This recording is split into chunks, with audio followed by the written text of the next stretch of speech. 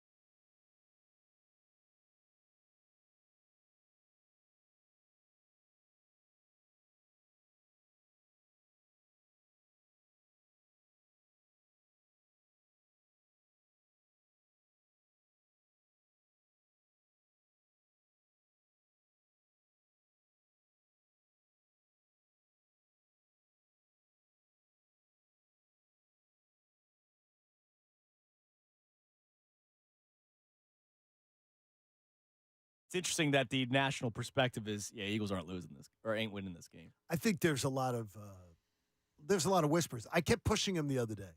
I said, I know you're hearing stuff.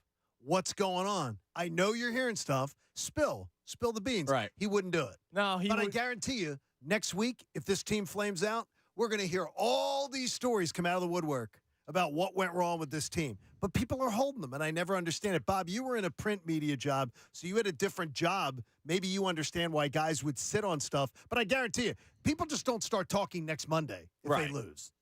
Yeah, but they're not telling the media. I mean, maybe Shefty has a relationship with Howie that he says, which he things does. go this way. Yeah, we're going to look. We could be looking elsewhere. You're not going to tell that to the local media. You'll tell that to Shefty on the down low.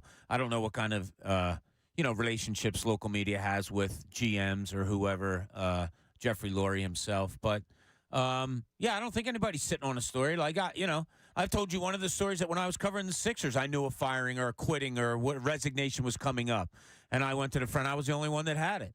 And the PR guy's like, "Oh yeah, well wait, I'm going to call Woj and I'll let him know first before you send it." And I went, "Send." Okay. Oh my God, you do really? that. Oh yeah. Oh, swear to God. Yeah. I wrote the story out. I had it all there. I said, "Look, I'm giving you the opportunity. You want to, comment on this?" He goes, it's true. Let me just call Woj." And I hit send, and we had it before. Yeah. Oh, of course you should. But I don't think they're sitting on anything. I think there's suspicion, but I don't think they're getting solid answers. Well, so Tyrone, I don't know. You brought up obviously Howie's involvement, which is something that we've known about for a while now, and it did lead to a Super Bowl, and then it led to a bit of a demise, but then it led to a rebuilding to get back to the Super Bowl. So is it good? Is it bad? I mean, that story will be told, I don't know, maybe another decade from now. Who knows? Because he's not going anywhere. We know this. Not until at least Jules takes over. Well, right. How many times have we heard if Howie Roseman got fired today, he'd be picked up tomorrow by another he'd team? get another job. So it's not just Howie Roseman that's apparently involved. Did you guys hear what I played earlier today at the beginning of the show from Jeff McClain? No, I didn't hear that. So Jeff McClain, his podcast, Uncovering the Birds. I had him on yesterday or Wednesday. He joins me every single week. And he was like, speaking of sitting on something, he's like, I'm working on something, which he obviously is not going to want to spoil it on this little midday show. He wanted to save it. Take a listen to this clip from his podcast that dropped today about another person involved and where they're involved. One of the main questions about the Eagles these days, inside and outside the NovaCare complex, has suddenly become whether or not Nick Sirianni will survive his team's end of the regular season collapse, and whether Monday night's game at Tampa will be a referendum on Sirianni and his ability to lead the football team. We're recording this episode 2 days after the Eagles' deflating loss to the Giants in the season finale.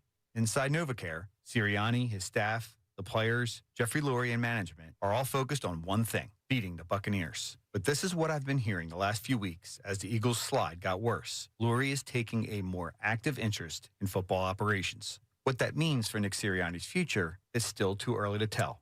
Lurie is an involved owner, but he's typically more of the asking questions type than the meddling kind. But when he sees fit, he will assert his authority.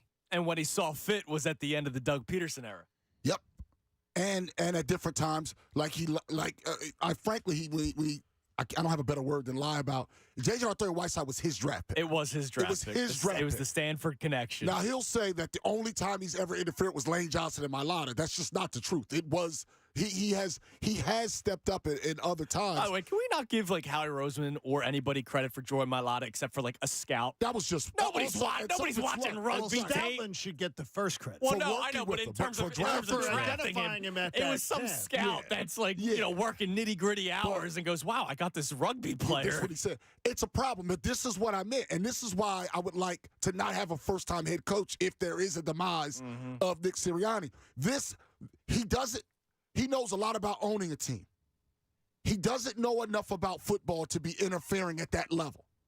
I think he doesn't, and he's done this before, unfortunately, and that means it's already over. And if you imagine you're a player, and now you know the owner is interfering. You know the coach doesn't have power. Why do I listen to him? Well, and there were players that once had a direct line to Jeffrey Lurie. Carson Wentz was a guy that had a direct line, and this was when the Wentz and Peterson turmoil was happening. Jason Peters had a direct line to Jeffrey Lurie. This was all out there and reported. As well. Yeah, and so I want to go around the room a little bit here because you all have different experiences when it comes to this level of work and your level of life.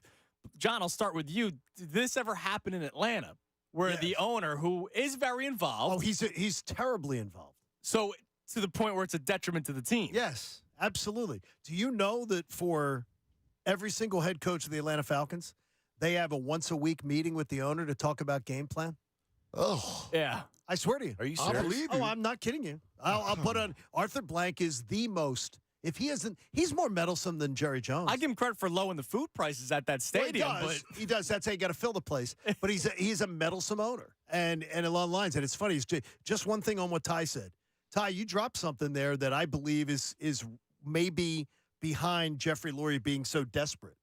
I believe Julian will take over this organization in 2026. I agree with that. I think it's coming. He's already at the Senior Bowl. I think he's taken over the organization. He's being groomed. He's going to take over the organization. So right now, Jeffrey Lurie probably wants to, while he's still running the show, to win one.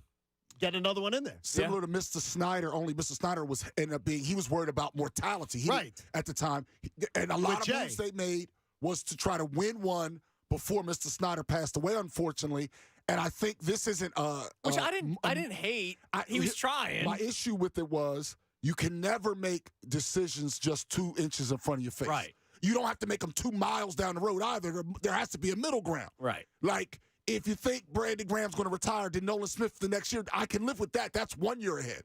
But if you're thinking about, I got to make every single move for now, you're going to make a lot of mistakes. And, and I think that this – Jeff Lurie does a lot of things very well. Yeah. So I don't mean it to be disrespectful. I mean, the Eagles have been one of the best organizations since 2000. Right. 24 years. Right. 30 years. It's been fantastic.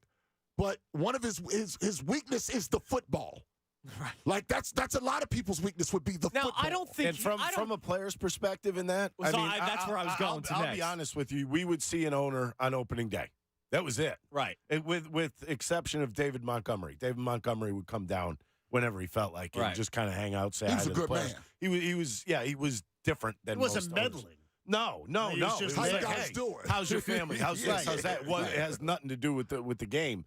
But like now you look at Lurie, now all of a sudden the players are hearing this. They know. They're not stupid. They know. So what's Tyrone's on to something when if you see the owner walking around, you see the owner walking around when he's normally not there. Yeah, there's an issue going on. Now, does that make you not hear the coach? You might listen. It's like the Jimmy, no, right? You listen to Jimmy, coach, but you don't hear but you Jimmy. know what's on the line for him. Right. So I don't think it really changes your aspect of going in and playing a game. You still have to listen to I don't know how much they listen to their coaches this year anyways. Well, I remember Ray and I talked about this a lot. Speaking of McClain, he does a great job. He gets hate because he hates the team. No, he just covers the team and he doesn't have any bias. That's his job, Bob. You understand that. McClain spoke with Josh Sweat one-on-one a couple of weeks ago. I forget if it was after the Niners game or after the Cowboys game. And Sweat was basically like, yeah, there's some guys that seem to be playing for themselves and not necessarily for the coaches or not necessarily. That's what we're talking about, the unit. Right. You have to play for a unit. You can't be a solo player out on the field. No, and they're going, all right, I'm going to try to get a sack my way, not the way Sean Desai saying it. Or was this when Matt Patricia started doing something? We talked about this on the pregame show, Bob, the third down team, right? Where now all of a sudden Patricia is more involved. If you're all of a sudden bringing another guy in to game plan, just not even the owner, I'm talking about a senior advisor. I'm looking at the defensive coordinator going, well, I haven't been playing well all this season, and I don't like the plays that you're calling. I'm not going to really listen to you as much. I'm going to start doing my thing. Exactly. That's what not everybody's going to always like. This is what I mean, how Sirianni's now in a spot where he has to wow the guys all the time because it's not just based on authority. There are certain times where you have to just do what you're told, and there's certain times where you don't. In this particular case, they don't have to do what they're told because the buck doesn't stop with him. Right. And that's why I think the way this is set up is always set up for boom or bust. There'll be times where it looks really great, and hopefully you win a Super Bowl, and it's going to look like it did the last 6 weeks of this year. It's going to look like that often because the coach isn't in charge. And that's why I don't like how this is built. I don't think that's built to last in real life. And with that, I think everybody on that team has the confidence that they're going in and winning this game. Like, no, just I don't for that think sole reason. How could you? Confidence was one of the subjects I brought up yesterday, and it's so important in all aspects of sports. And I just don't think they have it right now. I really don't. I don't think they have confidence in the instruction they're being given. Well, if one guy's saying that certain guys aren't playing their roles, right, the confidence level automatically drops. And that's been shot for a while. We talk about making a name for yourself, like you're trying to show. So Matt Patricia takes over. So I think we'll all agree on this as a coach. Don't you want to play to your strengths? Yes. Especially when things are down. All right, I'm going to rely more heavily on what I know has been good. Mm-hmm. What does he do to come in and make a splash? He drops Hassan Reddick back into coverage. And Sweat in the coverage. And it's... and Nolan Smith, who sometimes his eyes are like this when he sees He's barely learning the league. Yeah, he barely doesn't even know the league yet. He didn't play linebacker at Georgia. No. Only, in certain formations, they would mask it. But he was not a linebacker. He wasn't a cover linebacker. He was not a linebacker. Not at all. They listed him as linebacker because edge guys, that's what they list him. And that's how they list him. If this was a 3-4, he'd be an outside rusher in the 3-4. He wouldn't have been drafted where he was drafted if he had played linebacker at Georgia. Right. I promise you that. Right. Now, Bob, based off of your experience, you hear that report, or I don't know if you want to call it a report or a statement made in a podcast by Jeff McClain that Jeffrey Lurie's now a little bit more involved. No, it's a report. It's a report. Sure. Okay. So your thoughts on that? Have you ever experienced anything like that where ownership, and look, the Sixers went through a process, so I imagine they were involved more than than most. Yeah, Ricky's right. Once you see the owner, it's kind of like, uh-oh, what's going on here? Yeah. I want to say I don't mind an owner being a little bit involved. It's his team. And if he calls a coach in and says, hey, give me an hour on Thursdays, I want to hear the game plan, I really don't mind that. I'd rather have it. No, I don't want him saying, oh, no. I don't want you running the ball here. If he just listens out and hears the game plan, that's part of the greatness of being an owner. You get to hear all that stuff. Which I'm taking him away from doing what he's hired to do. It's an hour a day. Yeah, but an hour a week. Yeah, but when really? Really 1 hour a week? Yes. Yeah. And by the way, the players did not respect it. The players did not. Well, was he having say in it, or was he just listening? He is not sitting there. He doesn't sit there in a room and go, "Oh, okay, that's great. Come on in." No, he's voicing opinions. Right. Well, that's what I'm saying. If he is, okay, that's fine. I hope to God he's not telling a head coach what to do in a football game plan. But yeah, if I'm an owner and I want an hour a week, if I want an hour in a week with my head coach just to say, hey, come on in, can you just let me know the way you guys are attacking this? I'm fine with that, as long as he's not changing. I don't like that. Remember in training camp when Howie Roseman stopped practice because Sean Desai had the wrong group on the field for what they were practicing? And I came in the next day and was like, what the hell is going on? Why is the GM doing this? I have never seen that. I said, what the hell's going on with Desai? That he didn't know what he was doing. But to go to that, Andrew, as an owner, who do you go to find out about your head coach? You go to the players. Yeah. Where is he? Jason Kelsey, I know you're retiring, but where is Nick Sirianni as far as this group goes? Lane Johnson, how do you feel? I think he's probably doing his recognizance on that, I guess. Look, I don't want an interfering. You guys, please don't take me wrong. I don't want him drawing up plays or changing things. But the involvement part, unless Jeffrey Lurie tells him to throw it over the middle of the field, maybe run the ball a little bit more. I didn't like have the playing Reddick not drop back in coverage. Yeah, slant pattern. If he's calling for slant patterns, then I'm all for it. Yeah. Now, there is a coach that's available. And I know you guys talked about this on the Best Show Ever yesterday. I talked about it for almost 4 hours yesterday. I do want to get everybody's temperature on Hoodie around the room. Bill Belichick is available. I'm not saying fire Sirianni to get Bill Belichick. I'm saying if Howie Roseman and Jeffrey Lurie believe, all right, this guy's not the guy, we're moving on from him. To me, number one is Bill Belichick. He's the greatest coach in the history of the NFL. You guys made a great point. Does Howie go for it? Probably not. No. Howie would have to be fired. Yes. Yeah, he would have to go. There's no way that Howie Roseman is not bringing in Bill Belichick to be over him. Right. He's never doing that. And those two are attached to Howie's him. not bringing him in. Washington hired their GM today. They hired the 49ers assistant GM just since we've been on the air, I believe. Yes. So they did not hire Hallaby. Right, but here's the thing. Alec. Right, Alec I think is going to get the Carolina job, but that's a separate conversation. With Brian Johnson? Perhaps. Don't rule it out. Brian Johnson's not as dumb as fans think he is. Just trust me, he's not. He's the dumbest coach that ever lived. Sure he is. Sure you know. Anyway, but in all seriousness, I would want, if they part ways with the coach, I want them to hire the best coach available. That's me. He's the best coach available. Now, if Tomlin doesn't work out, then I can make an argument that due to age and other reasons, Tomlin would be I want them to hire the best coach. If that means I have to part with Howie, and I agree with you completely, John, must part. Howie, Howie's in the meeting. Now, maybe Lurie hasn't been. Howie's been in these meetings. Howie is in the offensive and defensive rooms. Howie is involved. Bill Belichick would not have that. Never have that. Nor should he, by the way. Mm-hmm. So to me, since I want to change how my organization is run, I believe the head coach has to have the power. That doesn't mean that you shouldn't have a GM who's strong with personnel and cap. I'm talking about Kansas City. That's Andy and the GM that's out there. Right, that's the model I prefer. So if only to get this situation where it actually belongs, you bring him in, and now you have the model. He works here for 4 or 5 years. Then you bring in another strong head coach and say, okay, players, you're answering to him. So if you don't like the play, I don't give a damn because I'll get rid of you before I get rid of him. That allows everything to fall in line. The way it's set up now is destined to fail. Belichick would actually save all of us from years of pain. Now, good for you for thinking 4 or 5 years down the road. I'm just I agree with it. Well, I mean, why you have to if you lose to Tampa, you have to kick the tires. You have to. If you lose I think so. I think so. If you lose to Tampa Bay Buccaneers, you have to. I mean, because we also brought in the Commanders. I think he's going to be the Commanders. Yeah. Well, what if he is? What if Lurie doesn't like that? I don't like that. I don't like that. I do. I think he's going to fail. Yeah. What about another NFC East team?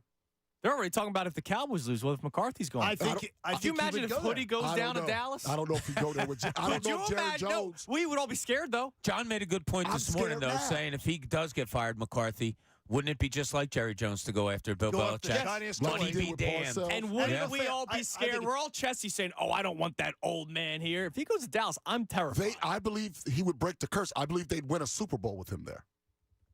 So we don't want that. Part of the reason why I don't think they've won a Super Bowl is because the situation in Dallas is like this, and that everyone knows you answer to Jerry Jones, not the coach. Not that it matters. They're losing Dan Quinn, most likely. Yeah, he's going to get the Seattle job, apparently. Might be Seattle, could be Seattle, and I've also heard Tennessee. Okay. He could be in the play. It would be interesting. They go defense back to back. I would think it'd be weird. Yeah, now and don't hire Dan Quinn. Yeah. Don't hire Dan. No, he's a great guy, but do not hire Dan. All right, so before I let you go, people are asking for us to give our scores, which we got a whole. I'm not giving a score till the. We got Monday, man. Yeah, we got Monday. I want to see the injury. I got a right. AJ Brown didn't practice yesterday. I can tell you Jalen Hurts barely threw the football. Blankenship didn't practice. I don't feel good about it, but I'm gonna wait till Monday. I believe we will have a round table, or whatever we're calling it, Talk Stars next Friday, because I believe they are winning the game. I don't know what the score. I got you. Well, I don't even do that. But what I want to do is who is the player on Monday? Because I do want to talk a little bit about the game. We got 3 minutes left. Like, who's the player that desperately needs to step up? And I know you guys always do the take Jalen Hurts out of it. Swift. I can't take him out. I'm with Swift too.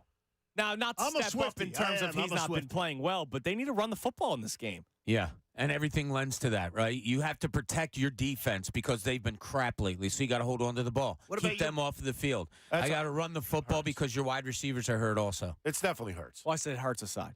No. How could you say Hurts aside? Because I'm the one that asked the question. A.J. Brown, then. What if he doesn't play? Then it's Devontae Smith. He's playing. I hope so. In that range, I think he's playing. He's playing. I think it is it's Slay. Wow, I like this one. And here's why. You put Slay on Evans. Yep. And he follows him. Which is what you did. Now, that doesn't mean Evans in week gets, 3. Right. What you do is you make it harder on him. Then, with Blankenship likely out, I can now use Bradbury in a different way, and I got to go with Ringo the Kid. I must. I don't have a choice. I have to be athletic. I have to be. You don't lose a lot athletically going from Blankenship to Bradbury at safety. You lose a lot at corner. He's smart enough to be, and then I'm able to run a simplified defense, which they're claiming they're doing. That's what they're doing. If Slay plays well on Evans, Tampa doesn't have a lot of options to score. And if they run the ball, they can't blow you out. Like Arizona, they ran up and down the field. They can't blow you out. If you let Evans get off, they can blow you out. Eagles can be blown out by anybody. No one blows a team out just handing the ball off. So if I can have Slay out there and he comes back and plays well on Evans, and when I say well, 8 catches, 88 yards. That's fine. Something like Tyreek Hill earlier. That's exactly what Tyreek Hill was, right? Maybe 1 touchdown, but not 3 touchdowns, that kind of thing. To me, that now becomes a winnable game. I don't know if Patricia will do it, but to me, this is staring him in the face. Simplify your defense. Oh, yeah. Man-to-man on Evans, and then Ringo on the other guy, Maddox on whoever's in the slot, and then safeties high, and just simple defense. The simplicity has been the problem. Just the simplicity. Think about the Cardinals game on that counter touchdown from a yard out. Did you see what the defense was doing? They were confused. They looked like a bunch of flies going all over the place. You know enough defense, Blankenship. You're up high. You go and help.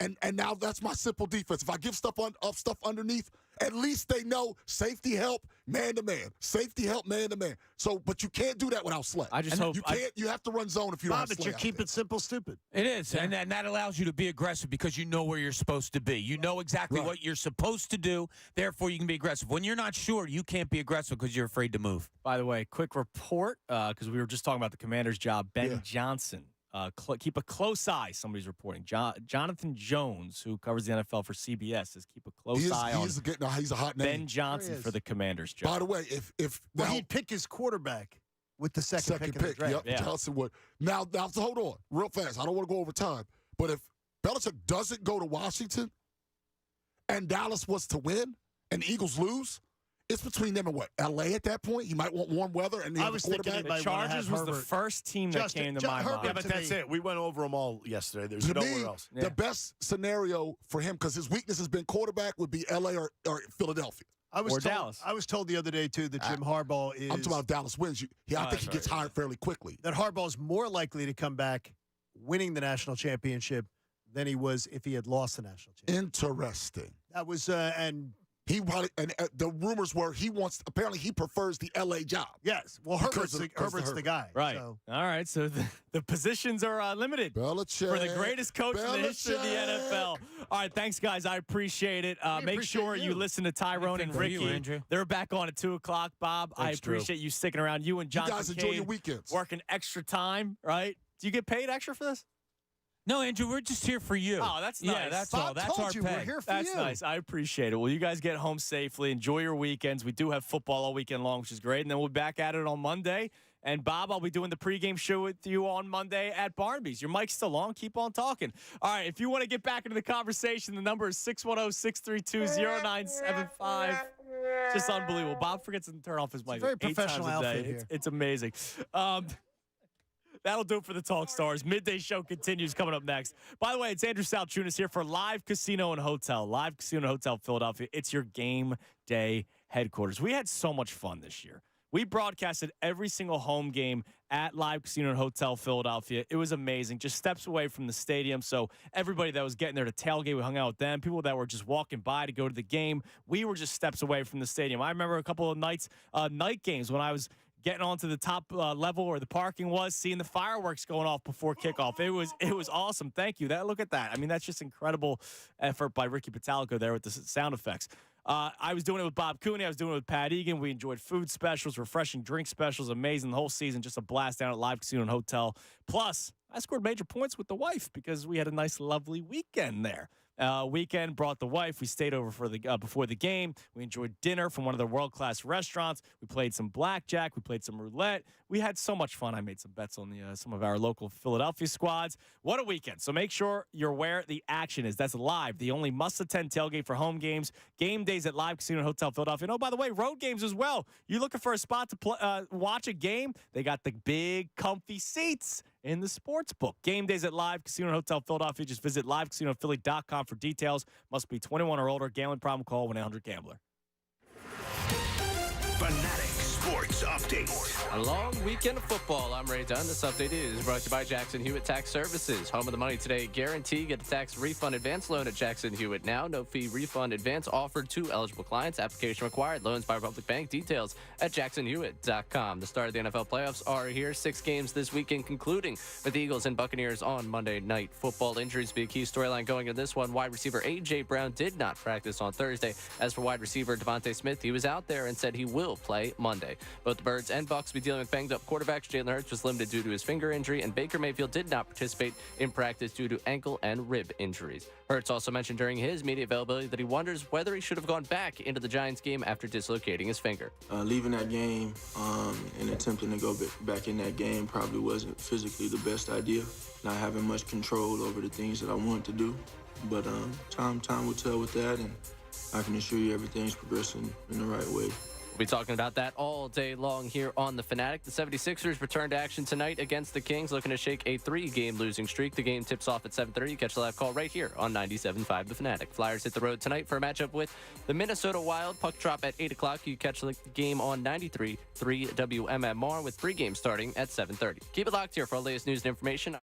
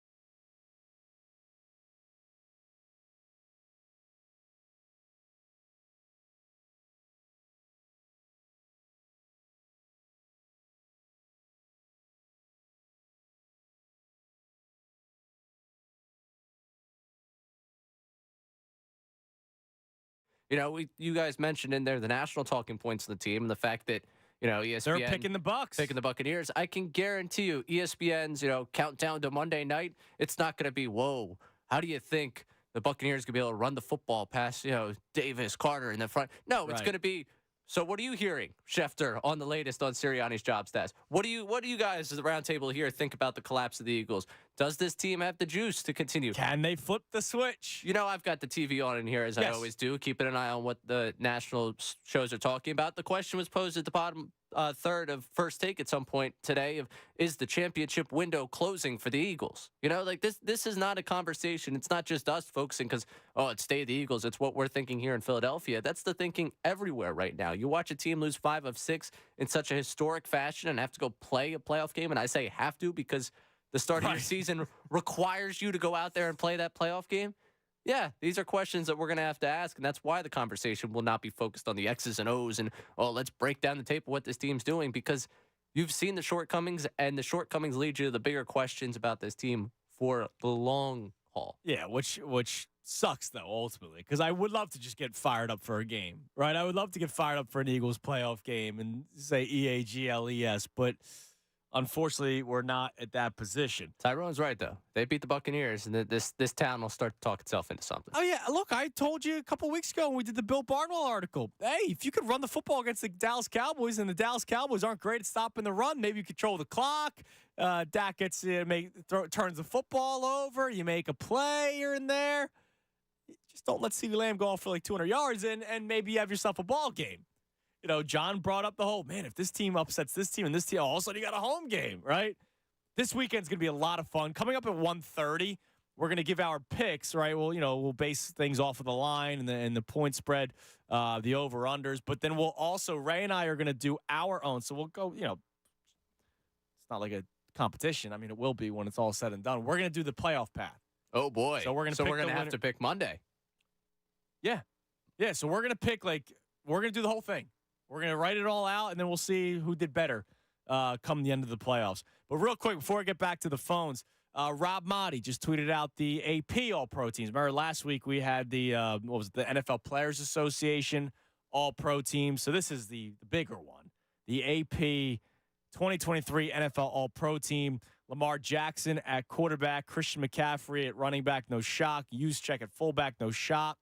Tight end, George Kittle. Your wide receivers, it's 3 receivers for the AP. Tyreek Hill, CeeDee Lamb, and Amon-Ra St. Brown from the Lions. Your linemen, Trent Williams from San Fran. Is it Joe Thuney or Tooney? I always get that mistaken from the Chiefs. You're right. The left guard. Thank you.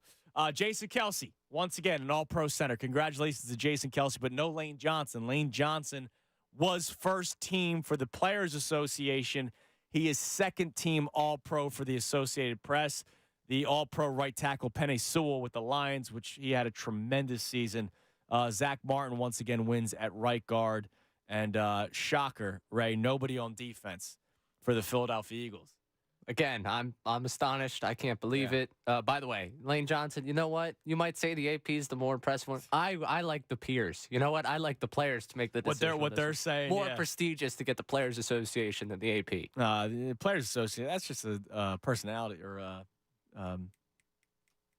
popularity is what you're looking for? Nonsense. I don't know. I wasn't popular, so I don't know the word. Yeah. You didn't win any popularity contest. Not at all. You won the personality contest? No, not that either. So. No, believe it or not. But Lane Johnson was on the second team, like I mentioned. And, man, he got robbed. No Covey on first or second team for punt returns. Nick Sirianni must be furious. Whenever he loves being asked about Britton Covey. He is so excited to talk about Covey. Jake Elliott did get second team for place kicker. I'm guessing Aubrey won first team. He did. So second team for Jake Elliott. Now, there you go. I'm going to call upon the beats here. I need a question asked of Covey tomorrow. Okay. He speaks tomorrow, right? Is this the revenge game? Yeah, not even the revenge game, but I need someone to give a conversation. He does. Yes, he does speak tomorrow at 11:10. I need one question there about Covey. Okay. Yeah, I need a question asked of Sirianni of hey, your guy Covey. Like, I understand he had fun with the whole Blankenship leading Pro Bowl voting and then ultimately not making the Pro Bowl at all. Yeah, but he's not a Pro Bowl player. Yeah, you could say it. Go ahead. Say it with your chest. He's not a great safety. He's a good rotational piece. He's a good depth guy to have on an NFL team. He's not a starting safety, let alone your number one safety that you bought into going into this season. Something that I was disappointed with from the very beginning, that they went Reed Blankenship, and we'll find out in training camp who the second safety is. I still can't believe they did that. He might not even play Monday, by the way. He didn't practice yesterday with the groin injury. Mm-hmm. And if he doesn't play, so Tyrone was bringing up putting Bradbury at safety. I don't know if you're going to make a move like that this late in the season. I mean, look, it's playoffs. You do anything. Yeah, I'll be honest with you. Like you mentioned the veteran presence of this one. If there's anyone in that secondary that I would trust to make a move, like the move inside Bradbury, we talked about that against 3. the Buccaneerers. Yeah, week against 3. Against the Buccaneers. Which I don't know if he's keeping up with Godwin at this point of the season. Might be better to put him at safety. Tyrone said, I was like, I'm not. My brain didn't go to that immediately. So credit to him for thinking that way. I would all hands on deck with this one. Like I would consider anything you have. I don't hate the idea, mostly because you're a little bit quicker out there with Ringo, Bradbury. I'm not banking on staying with anyone. And ultimately, if there's someone in that secondary I trust to make an adjustment and make something happen, it's not going to be, moving Ricks. It's not going to be, the other question you could do, Maddox. I know Maddox has done stuff at safety before. It's something that Pitt that they had tried him at. You could try doing that. But now what are you going to do? So then you put him at safety, and now you have to play Roby back at slot, which he was okay at times during the season. Roby. He was not dressed just 2 weeks ago, so clearly that tells you how they feel about him. Yeah, Roby, or again, what do you do with Bradbury? Like it's a shuffling of the deck here that I know they're going to have to make if they don't have Blankenship, but it's going to be interesting to see the answers they come up with. Because Bradbury, I mean, you had success with him. Again, you say, can he stay with him in the slot right now? It's a fair question. Right. But you have the flexibility, at least with Maddox. But do you trust Maddox is going to make it through a whole game? Not necessarily. By the way, sorry, I missed it. A.J. Brown, also second team. All-Pro. Great. Speaking of A.J. Brown, I just need to say, don't worry. Because right away, I got the Mike tweeted me.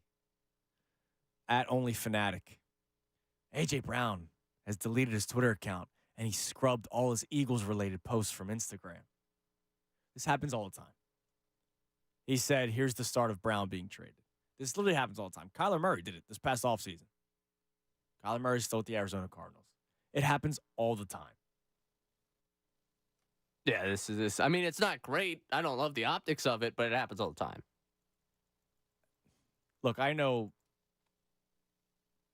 players are active on social media. They probably also have teams. So there's probably something going on. Like, I don't think A.J. Brown, the Friday going into a wild card game on Monday, is saying, oh, man, I'm not going to be here next year, so I'm just going to start deleting this stuff before the game on Monday. I don't think that's the case. All right. Here's what we're going to do, because, we did the Talk Stars for the hour, the 11 o'clock hour. So I'm going to reset the show coming up next. We also have Tim McManus coming up at 12:30. So I'll take a couple of your calls before Tim at 610-632-0975. I'll remind you of everything that we've been talking about, because it's been a busy day. The first hour of the show, we reacted to Nick Sirianni being so happy that Jalen Hurts is such a tough guy, and for some reason allowing him to go back into a game with a dislocated finger. Jalen Hurts himself said it probably wasn't the right move to go back into the game. Jeff McClain reporting that Jeffrey Lurie has all of a sudden found himself more involved in player operations, on a weekly basis, which that may mean something for the job status of Nick Sirianni. Darius Slay spoke to the media yesterday. That bothered me. Brian Baldinger was talking about how predictable this offense is. A lot that we went through in the first hour of the show. Then we did the Talk Stars, and now we're back with you at 610-632-0975. Tim McManus joins the show coming up at 12:30 right here, 97.5 The Fanatic. Now, as great as the regular season is, and also stressful for us here in Philadelphia, there's nothing like NFL Super Wildcard Weekend. 6 games, 3 days. For these teams, it's win or go home, but you're always going to have a spot in the playoffs with FanDuel in partnership with Valley Forge, America's #1 sports book. FanDuel has so many ways for you to pick up a W. I actually was messing around with a Anytime Tutty league-wide parlay today. Because, look, it's Super Wildcard Weekend. So have some fun. You put $1 down, and all of a sudden you win a couple $100 if it hits. Maybe I'll give you those touchdowns. I do actually have one player scoring 2 touchdowns on this parlay. We'll do all this stuff coming up at 1:30. But one of the games I really like is Buffalo. Mind the weather, though. I think they cover the 10 on a normal playing surface against Pittsburgh. If there's a foot of snow like they're calling for, might change things a little bit, but I still believe Buffalo wins that game. So if you want to follow my picks, go to FanDuel right now. New customers get started with $150 in bonus bets guaranteed when you place your first $5 bet. Just visit FanDuel.com/Fanatic to join today. That's FanDuel.com/Fanatic. Make every moment more with FanDuel, the official sportsbook partner of the NFL. You got to be 21 plus and present in PA. First online real money wager only. $10 first deposit required. Bonus issued as non-withdrawable bonus bets that expire 7 days after receipt. Restrictions apply. See terms at sportsbook.fanduel.com. Gambling problem? Call 1-800-GAMBLER. Fanatic Sports Update. Wild Card Weekend time. I'm Ray Dunn. This update is brought to you by Unbound.org. A girl in Kenya dreams of becoming a doctor. An elder in Guatemala dreams of being part of a community. Reach out and change their world, and it will change your own. Unbound.org. The start of the NFL playoffs are here. 6 games this weekend, concluding with the Eagles and Buccaneers on Monday Night Football. Injuries be a key storyline going into the Birds game. Wide receiver A.J. Brown did not practice on Thursday. As for wide receiver Devontae Smith, he was out there and said he will play Monday. Both the Birds and Bucs will be dealing banged-up quarterbacks. Jalen Hurts was limited due to his finger injury, and Baker Mayfield did not practice due to ankle and rib injuries. Hurts also mentioned during his media availability that he wonders whether he should have gone back into the Giants game after dislocating his finger. Leaving that game and attempting to go back in that game probably wasn't physically the best idea. Not having much control over the things that I wanted to do. But time will tell with that, and I can assure you everything's progressing in the right way. Andrew will talk with ESPN's Tim McManus at 12:30, and I'm sure they're going to get into Hurts, his availability, and everything going on with this Birds team. The 76ers return to action tonight against the Kings, looking to shake a 3-game losing streak. The game tips off at 7:30. Catch a live call right here on 97.5 The Fanatic. Flyers on the road to play the Minnesota Wild with puck drop at 8 o'clock. Catch that game on WMMR starting at 8 o'clock. Keep it locked here for all the latest news and information. I'm Ray Dunn on the home for the Sixers and Flyers, 97.5 The Fanatic. Join Andrew Salchunas and Corona for a Sixers watch party tomorrow from 7 to 9 at Great American Pub, 123 Fayette Street in Conshohocken. Enter for a chance to win Sixers tickets and enjoy ice-cold Coronas. Hey guys, Ricky Bowe here for Alpha Men's Center. If you need to lose weight, feel better, look better, and your diet and exercise plan isn't getting you there, you may need some extra help. Have you heard of the new weight loss medication, semaglutide? This powerful new medication is revolutionizing the weight loss industry, and it's available right now at Alpha Men's Center in King of Prussia. Approved by the FDA, semaglutide acts like an appetite suppressant and helps reduce food cravings while increasing feelings of fullness after meals, making it easier for you to stick to a healthy meal plan without feeling deprived or hungry. Alpha Men's Center in King of Prussia is offering a $99 first consultation, which includes your blood work and tests, plus 30% off your first 2 months of weight loss treatment. Schedule your $99 consultation now at Alpha Men's Center at alphamenscenter.com. If you resolve to lose weight, don't give up hope. Go to alphamenscenter.com.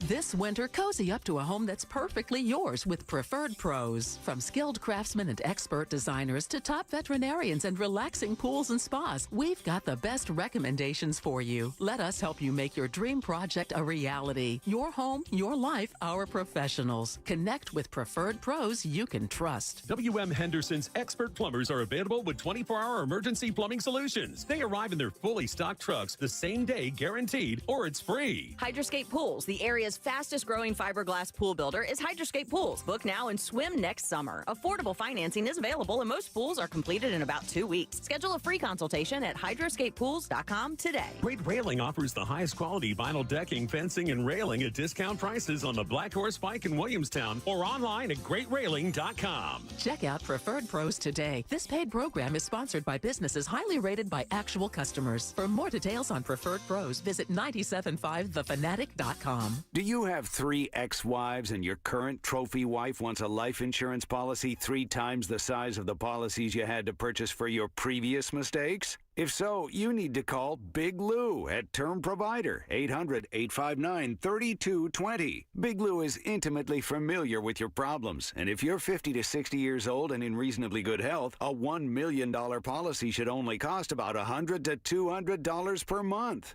Big Lou may have a solution for your previous policies as well. You may even save enough money to lighten the load on your new $1 million policy. Remember, call Big Lou. He's like you, except he's only on number 2. Call Term Provider at 800-859-3220. That's 800-859-3220 for $1 million in term life insurance that you can live with. Call Big Lou at 800-859-3220. 800-859-3220. In sports, if someone misses their assignment, your team is in deep shit. The same is true for your building's water and wastewater pump system. If one pump goes down, you'll be knee-deep in, well, you get the picture. Trust Pumpman Philly to troubleshoot, repair, rebuild, and maintain the commercial, industrial, or municipal water and wastewater pump system in your building or facility. Call Pumpman Philly at 833-559-PUMP or visit pumpmanphilly.com. Pumpman Philly, the guys to know to fix your flow. No matter what the weather, most of us need to get on the road every day and get going. So we need tires to depend on in any condition. No one understands that better than the dependable people at Mavis Discount Tire. At Mavis, we believe nothing builds more confidence while driving than having the right tires at the right price, so you can confidently handle the road ahead.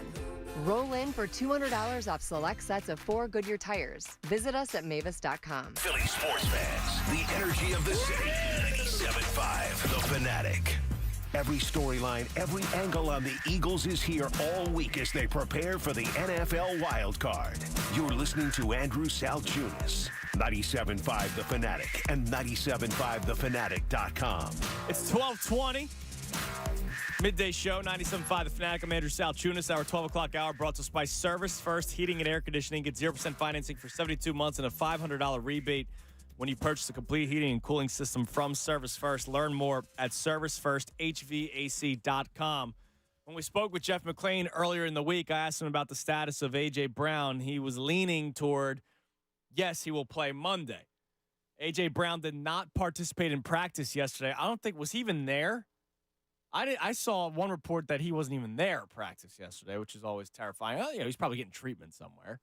Yeah, they just didn't see him out there. Yeah. Well, Tim McManus joins us coming up in 10 minutes, so I'll be able to get an updated outlook on A.J. Brown and also Jalen Hurts, who barely threw the football yesterday. So John Clark, let me pull up his Twitter account because he put out he spoke with somebody inside the Eagles organization earlier today. He was told that Jalen Hurts did not throw the ball much at all, if at all, yesterday Eagles practice. It's a tough injury. Hopefully he'll be able to throw before heading to Tampa on Sunday for the game on Monday. There is some hope A.J. Brown will be at practice before making the trip. So there's a little bit of an update from John Clark that A.J. Brown, they're hoping, will practice before the trip itself on Sunday, but also hoping that Jalen Hurts can throw a football. And that's something that we didn't really think much about. Like, I don't remember a caller bringing it up except other than, maybe that's going to make them run the football more. We're now at Friday, man. We're now at Friday. Get ready. It's Marcus Mariota and Kyle Trask. Monday Night Football of Super Wild Card Weekend. That would be, oh, man, they would just eat that one up. ESPN would love it. Yeah, I mean, listen, these two quarterbacks could be playing through pain to get through this one. Yeah, Baker Mayfield's just banged up. All right, so let's go back to the phones, but I do want to play. We'll play it in a couple minutes. Jalen Hurts saying maybe it wasn't the smartest thing to go back out in the field. Oh, Nicky Sirianni. Come on, man. Let's go to Don in South Philly. Don, you're on the Fanatic. Yo, man. How you guys doing today? I'm great, man. How you doing? Probably about the same as you. Yeah, I mean, listen. Am I excited about the game? Yeah, of course I am. But, I mean. You're excited Monday night at 8 o'clock. I don't think you're excited Friday, before the game. It doesn't even happen until Monday. Right now, I'm still more concerned because right. I mean, there's something. I mean, Goddard coming out and saying what he said. Goddard's not dumb. All right. I mean, he's not. He's a smart dude. For him to come out and say they've been looking ahead, and for all this stuff. Not only did he say that, he also said in that same clip of which may not be the best thing. So, like, clearly, there's a feeling that that's the case, and he wasn't happy about it. What's that? You're breaking up on me, brother. No, so he also said in that same clip that might not be the best thing. So clearly he's upset by it as well. And I wonder if that was a, mentality from a couple of players across the locker room. And if that's the case, then the head coach has got to be on top of that. Well, I mean, from everything that's been coming out, with the way this team is over the last, 6 weeks, it totally makes sense. I mean, it just does. I mean, AJ's ticked off about the play calling, although, when he came out and had his little, meeting with the media, he did a decent job of, covering that up, but he still threw Sirianni under the bus when they threw that bomb at the end of the game in Seattle. And then you got Jalen Hurts, the other day coming out and telling the press, you guys don't know what you don't know. Yeah.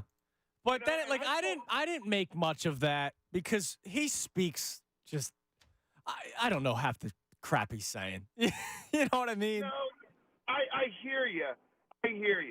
But, I called in last week and I said, or a couple, right after the Seattle game, I told you guys. Yep. I thought, listen, in order to be a quarterback in the NFL, you have to have a massive ego. I don't care who you are. I've heard everything great about Jalen Hurts. Great guy, great teammate, yada, yada, yada. But I'm still wondering, did he use that Seattle game with the flu as an opportunity to have his moment, like Jordan, or a walk-off home run like Bryce Harper did? I would rather him not do that in a regular season. I would rather him do that in a playoff game like a dislocated finger going into Tampa Bay, Don. I appreciate the call.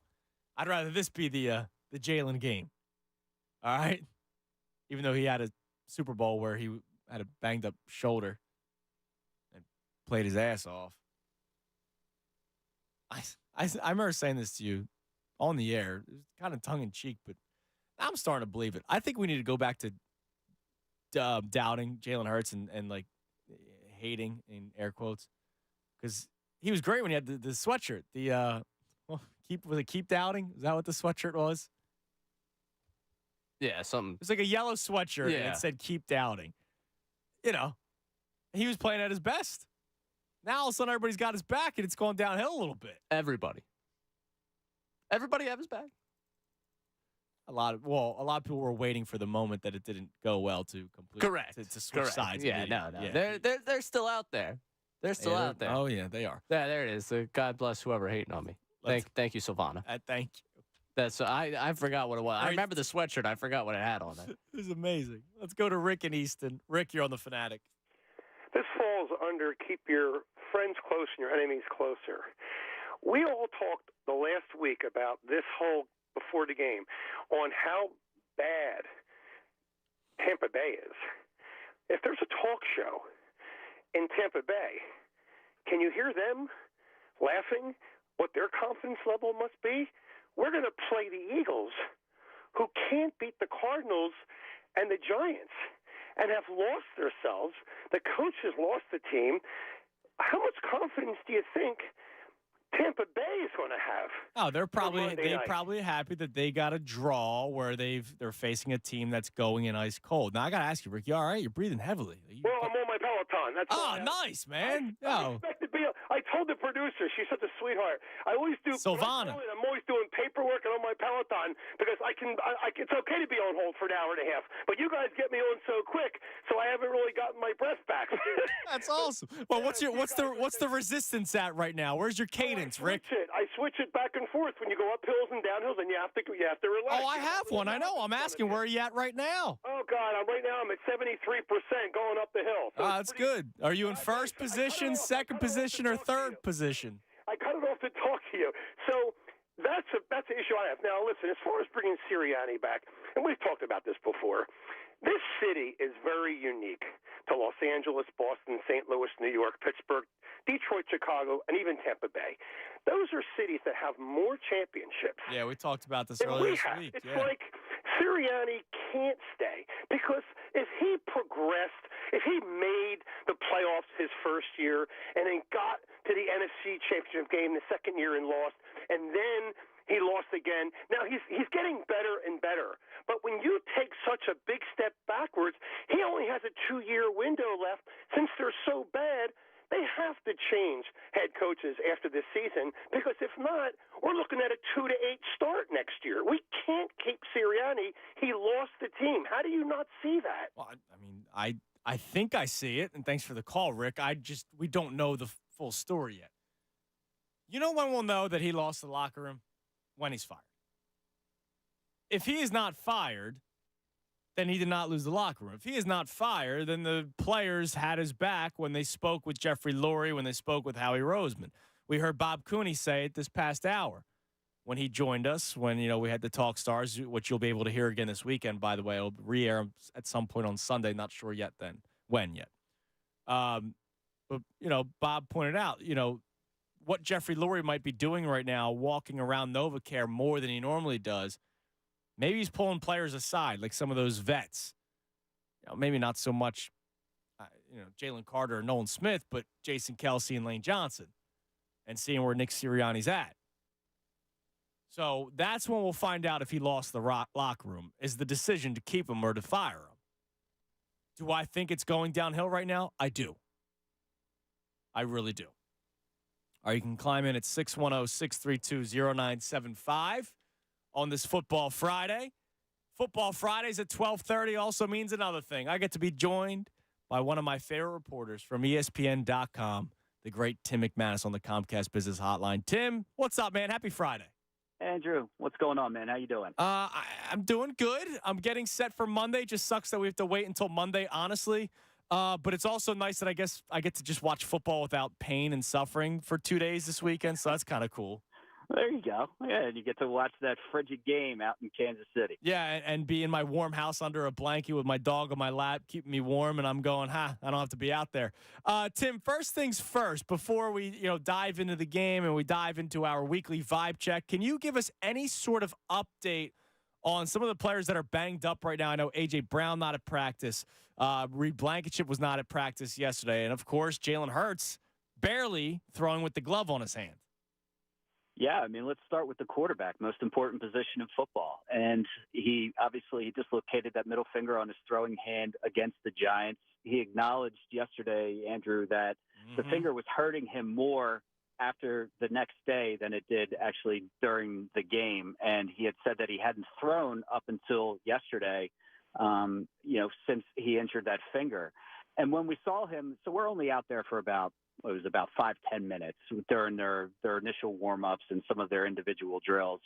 And we only saw Hurts really throw what I caught was just like one very short pass to fellow quarterback Marcus Mariota when they were going through their ball security drill. So he wasn't being asked, at least in that moment while we were out there, to do a whole lot. And he was officially listed as a limited participant. But as you said, he did have a glove on his hand. That's unusual for him. And it's obviously something that's a dislocated finger. It's not just going to heal magically, but he said that it's trending in the right direction.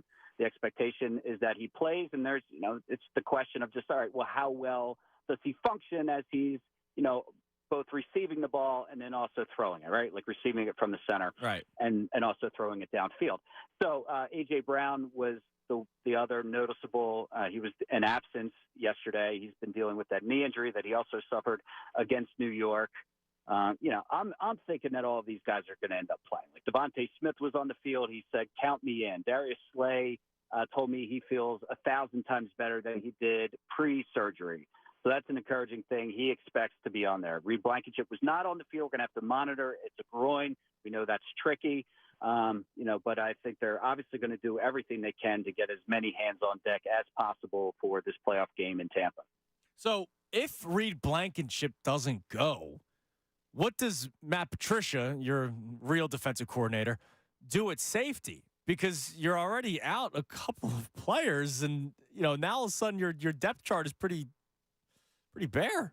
Yeah. I mean, that's all the more incentive to try to get him up and going. And they've been, utilizing Tristan McCollum, so that's an option. But to your point, especially under Patricia, they've been using a decent amount of three safety looks. Right.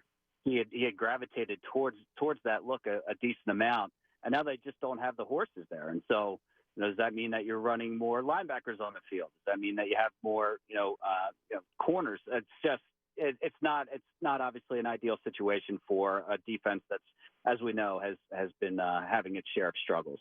So what's the deal with A.J. Brown? Not at practice. I had Jeff McClain on earlier this week. He was leaning toward A.J. Brown being available for Monday night. Would love to get your feel on that now that it's Friday. And also recently scrubbed his Instagram of all Eagles-related stuff. Tim, what could that mean?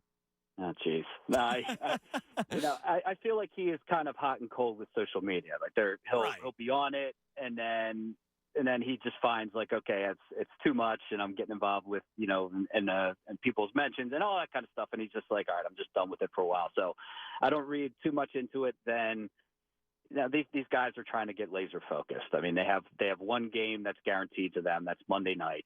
And I feel like they're all trying to lock in that respect. That's how I read that. As far as his availability, like that's the way that I'm thinking, without knowing fully, is that, my expectation is that he'll be out there. Like we know he's a gamer.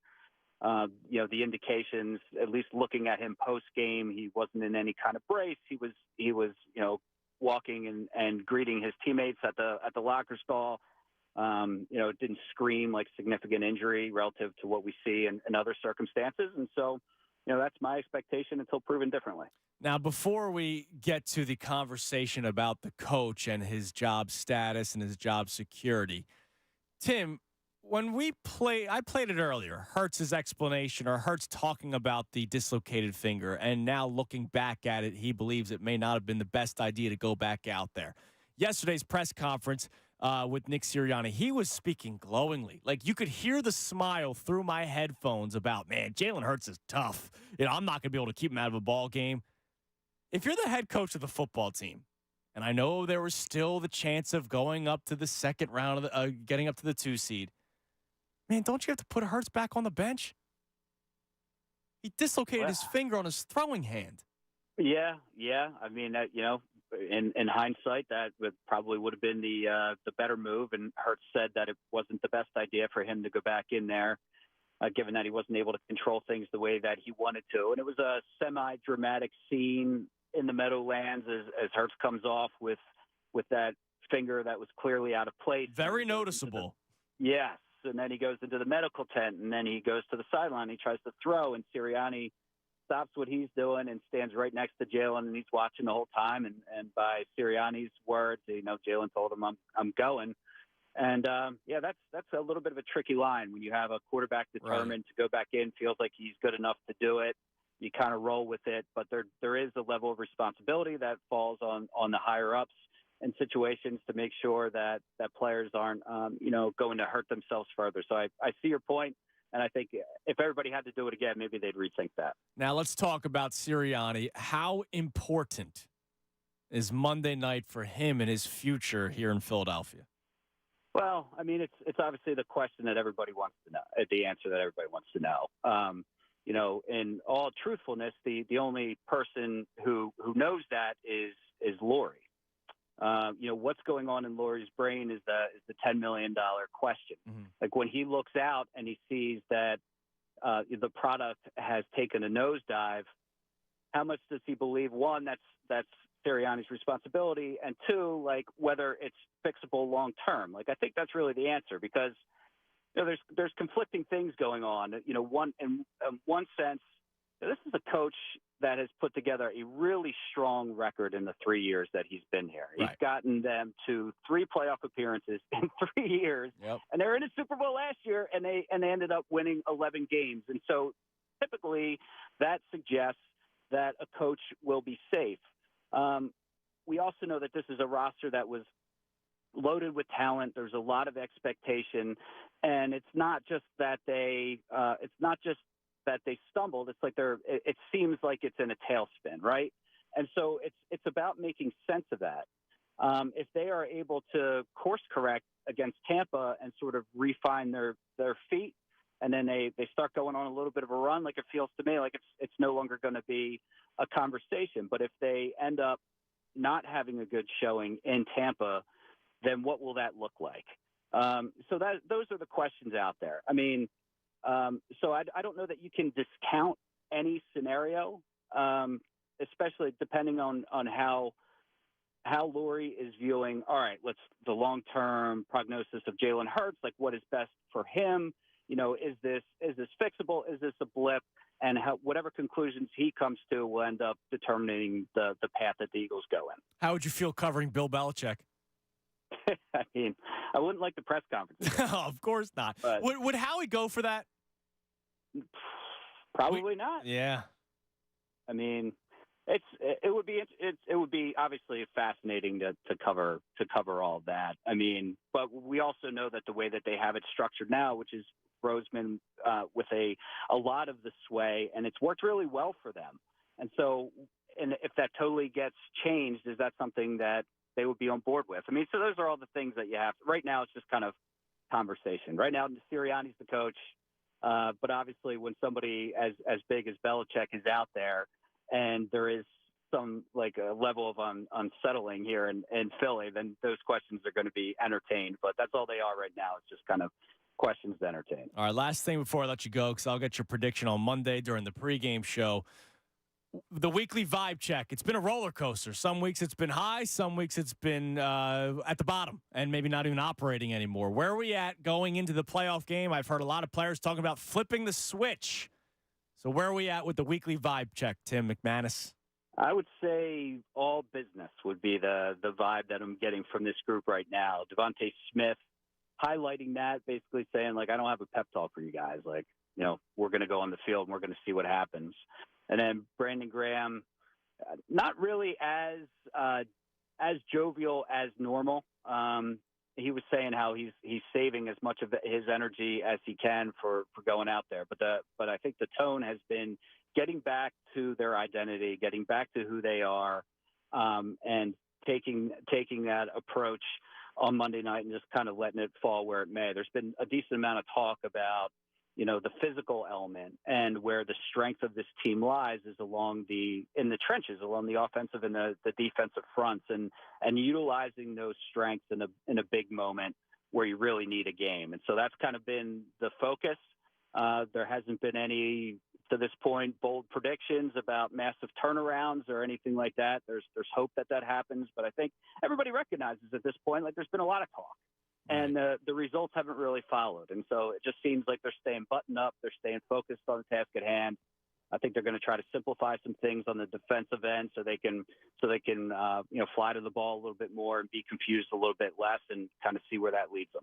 Now, maybe the best thing for the Eagles' collapse and falling to the 5th seed is that you get to travel to Tampa Bay and escape the cold here in the great Northeast, Tim.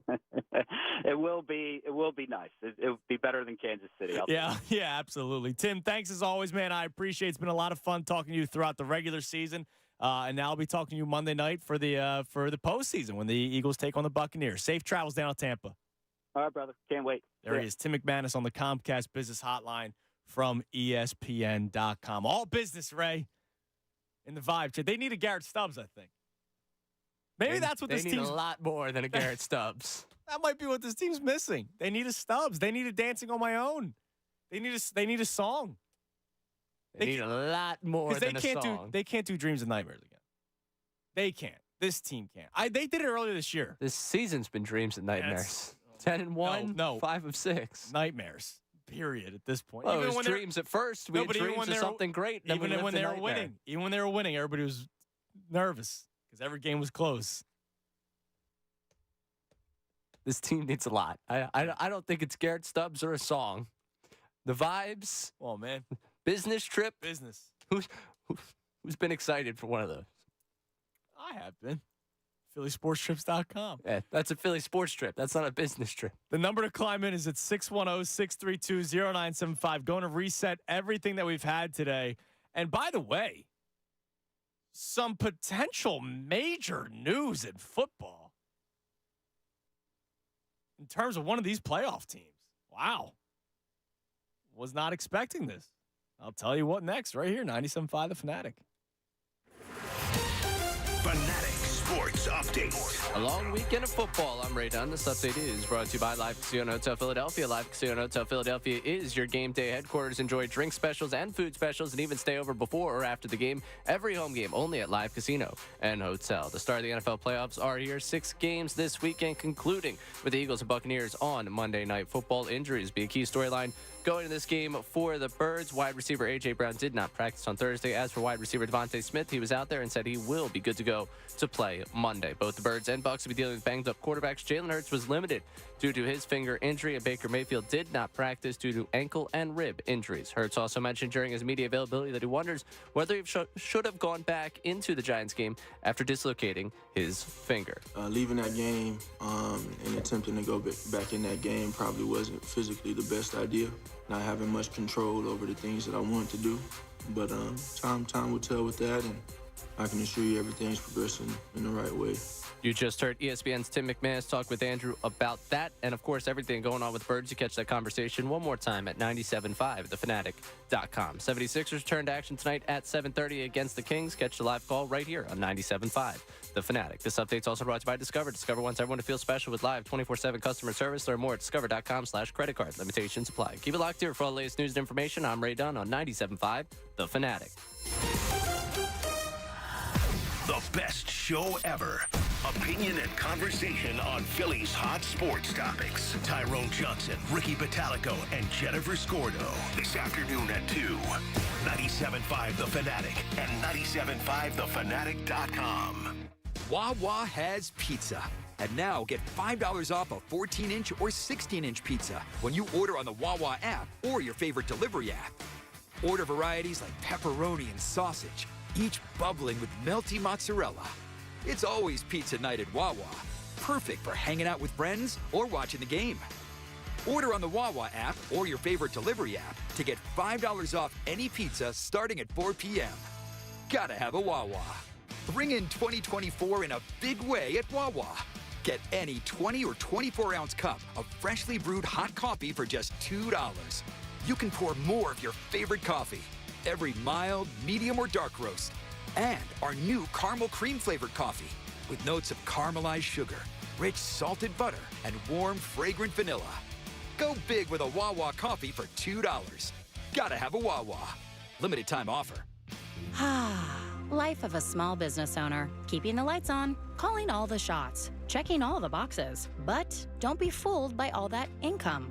It's still about waking up too early, interrupting your life with that thing that is your small business. And then there's workplace accidents. People are busy, they're distracted, they're tired, and they always have something new to deal with. 500-degree ovens, fresh concrete in a 3-foot trench, relentless thorns in a bouquet of bougainvilleas, rusty nails, clouds of sawdust. Danger lurks around every corner. What are workers gonna do? How can your employees feel like they're covered in case of an accident? Despite your best efforts, workplace accidents can happen, but there is an easy way to keep your employees covered. Talk to your agent about workers' comp coverage from Pi, or go to piinsurance.com and get a quote. Safety first, then Pi Insurance. Individual rates, offerings, and savings may vary, subject to policy terms and conditions. Not available in all states and situations. Guys will spend hours talking about their fantasy football team, the Birds, the Fly Guys, you name it, but not a single minute on something with real-life consequences. ED. Truth is, more than 60% of men over age 50 have ED. Here's another stat to consider. Alpha Men's Center has a 96% success rate treating ED. 96%. That's because men's health is all they do at Alpha Men's Centers. They know that ED can have many different causes, including low testosterone, diabetes, and high blood pressure, to name a few. And they have multiple treatment options to choose from, depending on what's causing yours. And that's no fantasy. Neither is this. Your first consultation is only $99, which includes the visit, blood work, and a test dose. That's right. For $99, you'll get a doctor's visit, blood work, and an initial test dose. And you'll see results in the office, or your visit is free. Time to get back in the game at Alpha Men's Center. AlphaMen'sCenter.com. That's AlphaMen'sCenter.com. Did you know there's dust floating around your home? Really? Yeah. Dust starts on hard surfaces like shelves and ceiling fans. And when you walk by, dust starts to move, compromising the quality of the air you and your family breathe. So, what do I do? Get Swiffer Heavy Duty Duster. Swiffer Heavy Duty Duster is the fast and easy way to trap and lock dust. Before it gets into the air. Exactly. So you can just... Swiffer Heavy Duty Duster, proud partner of the American Lung Association. At the Home Depot, we have savings on laundry sets that fit your lifestyle. Like Whirlpool Laundry with a 2-in-1 removable agitator that allows you to customize any load. Simply remove the agitator to fit bulky items, or keep it in to help break down dirt and grime. And with flexible capacity, you can finish more loads in less time. Get up to $450 off select laundry sets from top brands like Whirlpool at the Home Depot. How doers get more done. Pricing valid January 4th through the 24th. U.S. only. See store or online for details. Jackson Hewitt has a plan to get your tax refund fast. With a buck here, buck there. Here a buck, there a buck, everywhere a buck. You don't have to wait weeks for your tax refund. Get money sooner with a no-fee refund advance loan at Jackson Hewitt. On this loan, there's a money today guarantee. E-I-E-I-DO. Don't settle for chicken feed. Get fast bucks at Jackson Hewitt today. No-fee refund advance loans by Republic Bank offered to eligible clients. Money today guarantee if approved for a loan on a prepaid card. Details at jacksonhewitt.com. Just announced, Fred Beans has gone certified. We're introducing our new Fred Beans Certified program. We've got the largest selection of certified pre-owned vehicles in the area with over 1,800 in stock, with an exclusive bumper-to-bumper warranty on all vehicles. Plus, our 5-day return, 30-day exchange policy when you shop with us and more. As Fred himself always says, our used cars are better because our reputation depends on it. See how we do certified used better at FredBeansUsed.com. Excludes as is vehicle. See dealer for full details. See why it's better at Beans. WPEN, Burlington, Philadelphia, a Beasley Media Group station. Home of 76ers basketball and Flyers hockey. Plug in. 97.5 The Fanatic, Philadelphia. Now, a Birds playoff update on 97.5 The Fanatic and 97.5thefanatic.com. Made it to Wild Card Weekend. I'm Ray Dunn with this Birds playoff update. The Eagles are getting set for the Buccaneers on Monday Night Football of Wild Card Weekend. Both quarterbacks are banged up going into this one. Jalen Hurts is dealing with a finger injury that limited in practice on Thursday. Baker Mayfield did not participate on Thursday due to a combination of ankle and rib injuries. Good news for Eagles fans was wide receiver Devontae Smith being a full participant and giving an encouraging update on his ankle injury after practice. How do you feel? I'm good. Good to go Monday night? Yeah, I'll be there. Count me in. As for the potential impact of Monday's game on the future of this organization, Nick Sirianni's job security remains a hot topic of conversation. The Philadelphia Inquirer's E.J. Smith joined the best show ever yesterday to talk about the head coach and what a loss may do to his future in Philly. If they lose ugly, I think that there will be, big changes. Now, does that go so far as Nick Sirianni? I'm not sure about that. I think, Nick's track record over the last 3 years, it'd be pretty unprecedented to move on from a coach with the track record of winning that he's had. But again, this stretch has been also unprecedented. And especially if they lose ugly, I think there's going to be a lot of questions going into the offseason. Catch the whole conversation with Smith on 97.5thefanatic.com. Keep it locked here for all the latest Birds news and information. I'm Ray Dunn on your home for continuing coverage of the Birds as they get ready for the NFL wildcard round. 97.5 The Fanatic. The real and inside story on the Birds as they get ready for the NFL wildcard. Andrew Salchunas, 97.5 The Fanatic and 97.5thefanatic.com. 12:51, 97.5 The Fanatic. I'm Andrew Salchunas. It's the midday show.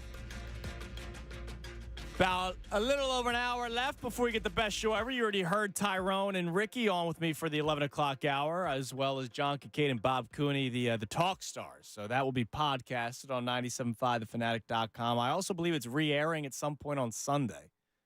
I don't know what time yet. I don't know if the schedule behind you tells you that, Ray. I would just like to let the people know that it is scheduled to re-air at some point Saturday or Sunday. Okay. Nope. Major NFL news. Mark Andrews back at practice for the Baltimore Ravens, which I thought he was done for the year, which obviously he was done for the regular season. He's back at practice and might be ready to go for the Ravens. Obviously, they had the bye week because they finished as the top seed in the AFC, so maybe he might be ready to go for the second round of the playoffs, which is amazing for them. All that talk about Zach Ertz and where he should go, he didn't end up going anywhere. Which is a shame for him. By the way, the Talk Stars will re-air 12 o'clock noon on Sunday. I appreciate that. Guys, we need to calm down for a second with this A.J. Brown social media stuff. We need to calm down. I know it sucks right now, and things haven't been good, and A.J. Brown has seemed frustrated, and the team is spiraling out of control. You need to just calm down. I want to thank our man Alfie, because Alfie pointed this out, and Embiid scrubbed his account a couple of years ago. And he scrubbed his account for what? To launch his Under Armour. It was the Under Armour shoes. So just take a deep breath. It may mean something. It may also not. Like sometimes I have this conversation with people close to me that have, that are anxious about things, right? And they always expect the worst. Like, well, what if it doesn't? Like, think about that might not be the best plan of attack, but, we're jumping to a conclusion that we know nothing about. When I saw the A.J. Brown Twitter thing, it was earlier in the show. I didn't even think about bringing it up.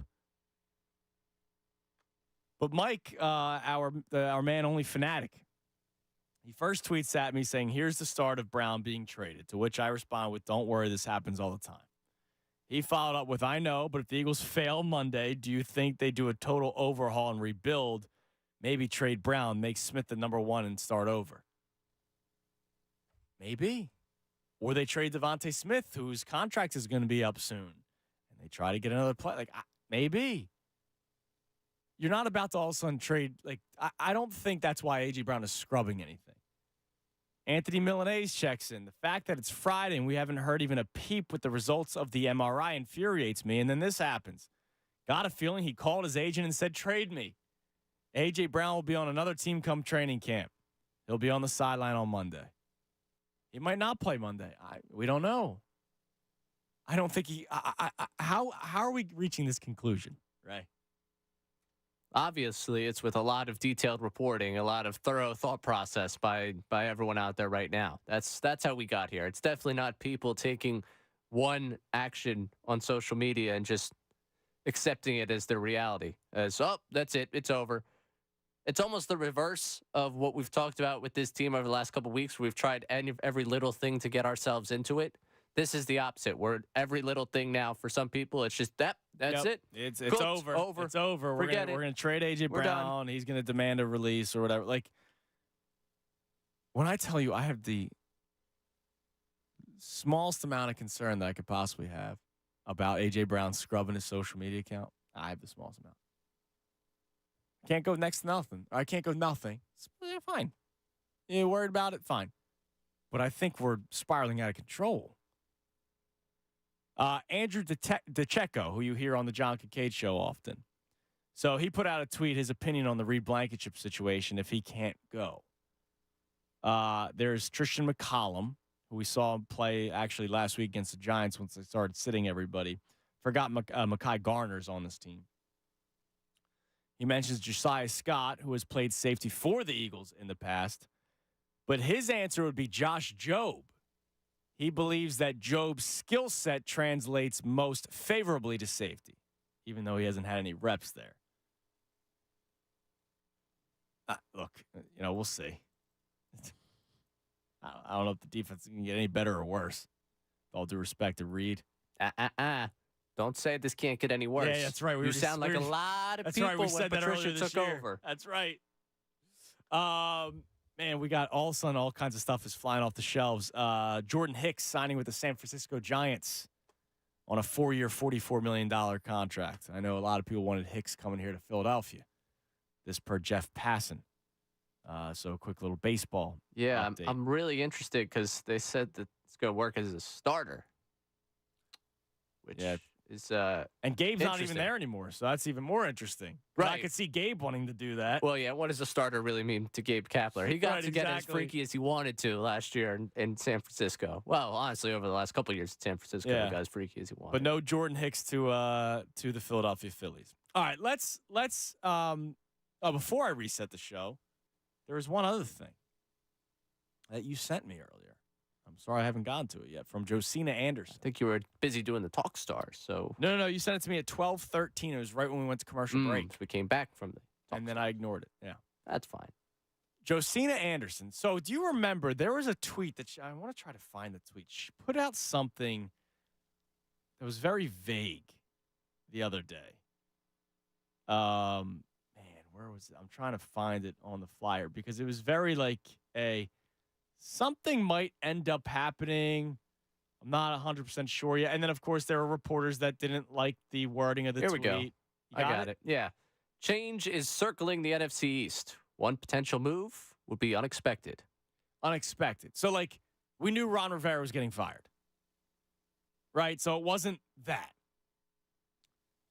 So what's the unexpected move? This was her. When did she tweet this out? It was earlier in the week, right? No, this was New Year's Day. So this is the day after the Cardinals Okay, this is a loss. while ago. All right. So what would be unexpected? At that time, Nick Sirianni, Mike McCarthy potentially win the division. He could be fired. I don't know what Dable's job status is in New York. I think they made a mistake re-signing Daniel Jones. Maybe they give him a chance with a new quarterback because they're going to have a higher draft pick. I don't know. Is Dable an unexpected firing? They haven't been good under him. Yeah, but at this point, I think we would have been gone at this point. Yeah, that's right. Especially considering I think Martindale left because of disputes between the two. And I don't know if she's going unexpected in terms of Wink Martindale. I would imagine it's something bigger. So here's the tweet that she put out today. The outcome of the Cowboys and Eagles playoff games this week in the NFC East may have a lot riding on them. Josina Anderson is told that Philadelphia, at this time, is already considering some staff changes after the season, particularly on the defensive side, per league source, which, yeah. To the people outside of Philadelphia, whoa. To the people inside of Philadelphia, no duh. Yeah, no duh. She continues, as for Dallas and whether a major change could still happen there, especially if the Cowboys suffered an early exit, which is this round or the divisional round, a league source with knowledge told me today anything can still happen. And that was said with all due respect given to Mike McCarthy. Now, that's an important line. Bill Belichick's available. We're talking about, if they have doubt in Sirianni, would you make the move for Bill Belichick? I know you personally wouldn't. If they have doubt in Mike McCarthy, which I'm pretty sure they already had doubt in Mike McCarthy last year, like good for them. They had a good season this year. And as we talked about during the Talk Stars, Jerry Jones sees a big flashy name out there. I wonder if it's more so Dallas that Belichick would go to than Philadelphia at this point. Even though it would make sense for him to come here, like him personally. Say what you want, but him personally, why wouldn't you want to come here? Why wouldn't you want to go to either situation? Right. Like, No. Dallas is a good situation, too, if you're a good head coach. Yeah, like if it's going to come down to organizational relationships, it's going to come down to, like I think the thing stepping in the way and taking my thought process on the matter out of it, the thing that would get in the way, Cowboys, do you believe that you'll be able to function within an organization with Jerry Jones? And Philadelphia, how did they clear the landing space between you and Howie Roseman? To which Tim McManus, when I had him on just 30 minutes ago, wasn't really keen on the idea of the two of them working well. Right. But if you clear out, okay, so you really walk down this path. You walk down this path to the point where Lurie and Belichick are in the room. And I imagine at this point, Roseman's in the room. I can't imagine. Yeah, I think so. How do you dance around the topic of, control? You can't. So do those two have it out in the meeting? Where's the agreement? We're not going to send you to the closet all the way on the other side of the building that they did during Chip. But Jeffrey probably wouldn't also allow that. I don't know why he allowed it with Chip, but he wouldn't allow it now. I mean, their relationship's much different. So does that make this entire conversation totally far-fetched? How do you clear the space for him to get in here while also appeasing Howie? I don't think you can. Right. So if you, let's take Howie out of that room. Lurie decides, you know what? I'm a New England-based guy. I had interest in the Patriots at one point. Let me give a call up to New England. Let's just see what Belichick's deal is. Let me have the conversation without Howie a part of it. How does Bill Belichick and Jeffrey Lurie come to a place where an understanding where, hey, you go take care of your guy, get him out of the way. I'll come here and I'll take over. And with Jeffrey Lurie taking interest in the football operation. And I think it's really an interest in football operations because of what's going wrong. Yeah, I don't think Jeffrey Lurie's trying to be Jerry Jones. I think he's going, all right, this is terrible. Let me try to be a part of this now. But they're going to reshape.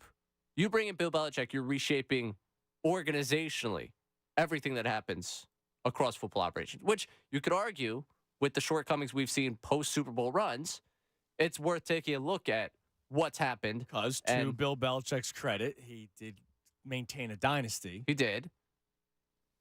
Part of maintaining is a quarterback at an affordable salary because you can, invest in TB12 instead of paying him the contract he deserves. Right. It's not unrealistic. It's just interesting the way she worded the tweet about something unexpected is going to happen, and then she tweets out today that this weekend's games will mean a lot for stuff with both teams. And we know, win or lose Monday, we're expecting defensive changes, right? Like, I don't think Josina Anderson's, dropping a bombshell on us that they might change some stuff up with the defense. Again, I think of her audience as the other 31 fan bases as well. Like someone that's a casual football fan is like, oh, Matt Patricia's running the show now in Philadelphia. Yeah, they're going to change things fired now. Yeah, it's like wait, what? And it's like, okay, you haven't been paying attention. It's been pretty bad. It's been worse. bad. But like I just think of the casual. Oh, I flip-ball the football. Whoa, Josina Anderson saying they're changing things defensively in Philadelphia. Like, and I think there's people that don't live it day to day that would find it. Point. That's a good to point. us, like it's okay. Yeah, thanks, Josina. We appreciate that. Like, what more can you tell us about the staff changes? How much deeper can you go into this? I think the expectation and the fact that that's at least reported out there instead of assumed. Like, I think we've all assumed it. Like, yeah, but now with it looks like something's happening. Yeah, with the way the Eagles lose on Monday, the beats have come into the defense of Desai over the last couple of weeks. Like, I just had the discussion of Desai. It's quite clear that I think they all know that he's going. Yeah, he's not going to be back. Right. The second they demote him, he's not coming back. You can't bring him back at all. Man, pride would make me. I would quit. Yes. Yeah, listen, there's no way you were making that work again. But to be very clear, like for it to be said out there, to be put out there versus all of us with the assumption of, okay, this is how it works in this league, I guess is the next step before it actually goes down. Like if we're walking down the path of how it happens, he gets demoted. We all accept that as reality. Then everybody begins to say, wow, his career might have favors going down the line. That's the suggestion of, okay, it's definitely not going to be here. And now it's just Josina Anderson point blank saying, and she's not the first to say there's changes coming to the defensive side, but we've seen now over the last week or two where we've all been suggesting. And we accepted that reality. Yeah, we've been waiting for it for a while now. Yeah. I want to replay the Jeff McClain. Speaking of Jeffrey Lurie, in case you're just tuning in, so Jeff McClain, you want to talk about bombshell? Like, to me, this means change is coming. So Jeff McClain has his podcast, Uncovering the Birds. And I'm guessing this was like the beginning of the podcast where he's setting up like what they're going to talk about on the podcast. And take a listen, especially toward the end, what he has to say about Jeffrey Lurie. One of the main questions about the Eagles these days, inside and outside the NovaCare complex, has suddenly become whether or not Nick Sirianni will survive his team's end of the regular season collapse, and whether Monday night's game at Tampa will be a referendum on Sirianni and his ability to lead the football team. We're recording this episode 2 days after the Eagles' deflating loss to the Giants in the season finale. Inside NovaCare, Sirianni, his staff, the players, Jeffrey Lurie, and management are all focused on one thing: beating the Buccaneers. But this is what I've been hearing the last few weeks as the Eagles' slide got worse. Lurie is taking a more active interest in football operations. What that means for Nick Sirianni's future is still too early to tell. Lurie is an involved owner, but he's typically more of the asking questions type than the meddling kind. But when he sees fit, he will assert his authority.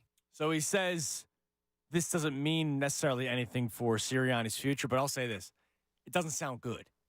It doesn't sound good. Where a guy all of a sudden, when the team is spiraling out of control, is deciding, you know what, I think I need to get involved here, which is what good bosses do, I would imagine, or good owners do when there's a branch that's not working very well. They want to try to do whatever they can to help that branch to make sales. Think of it outside of sports for a second.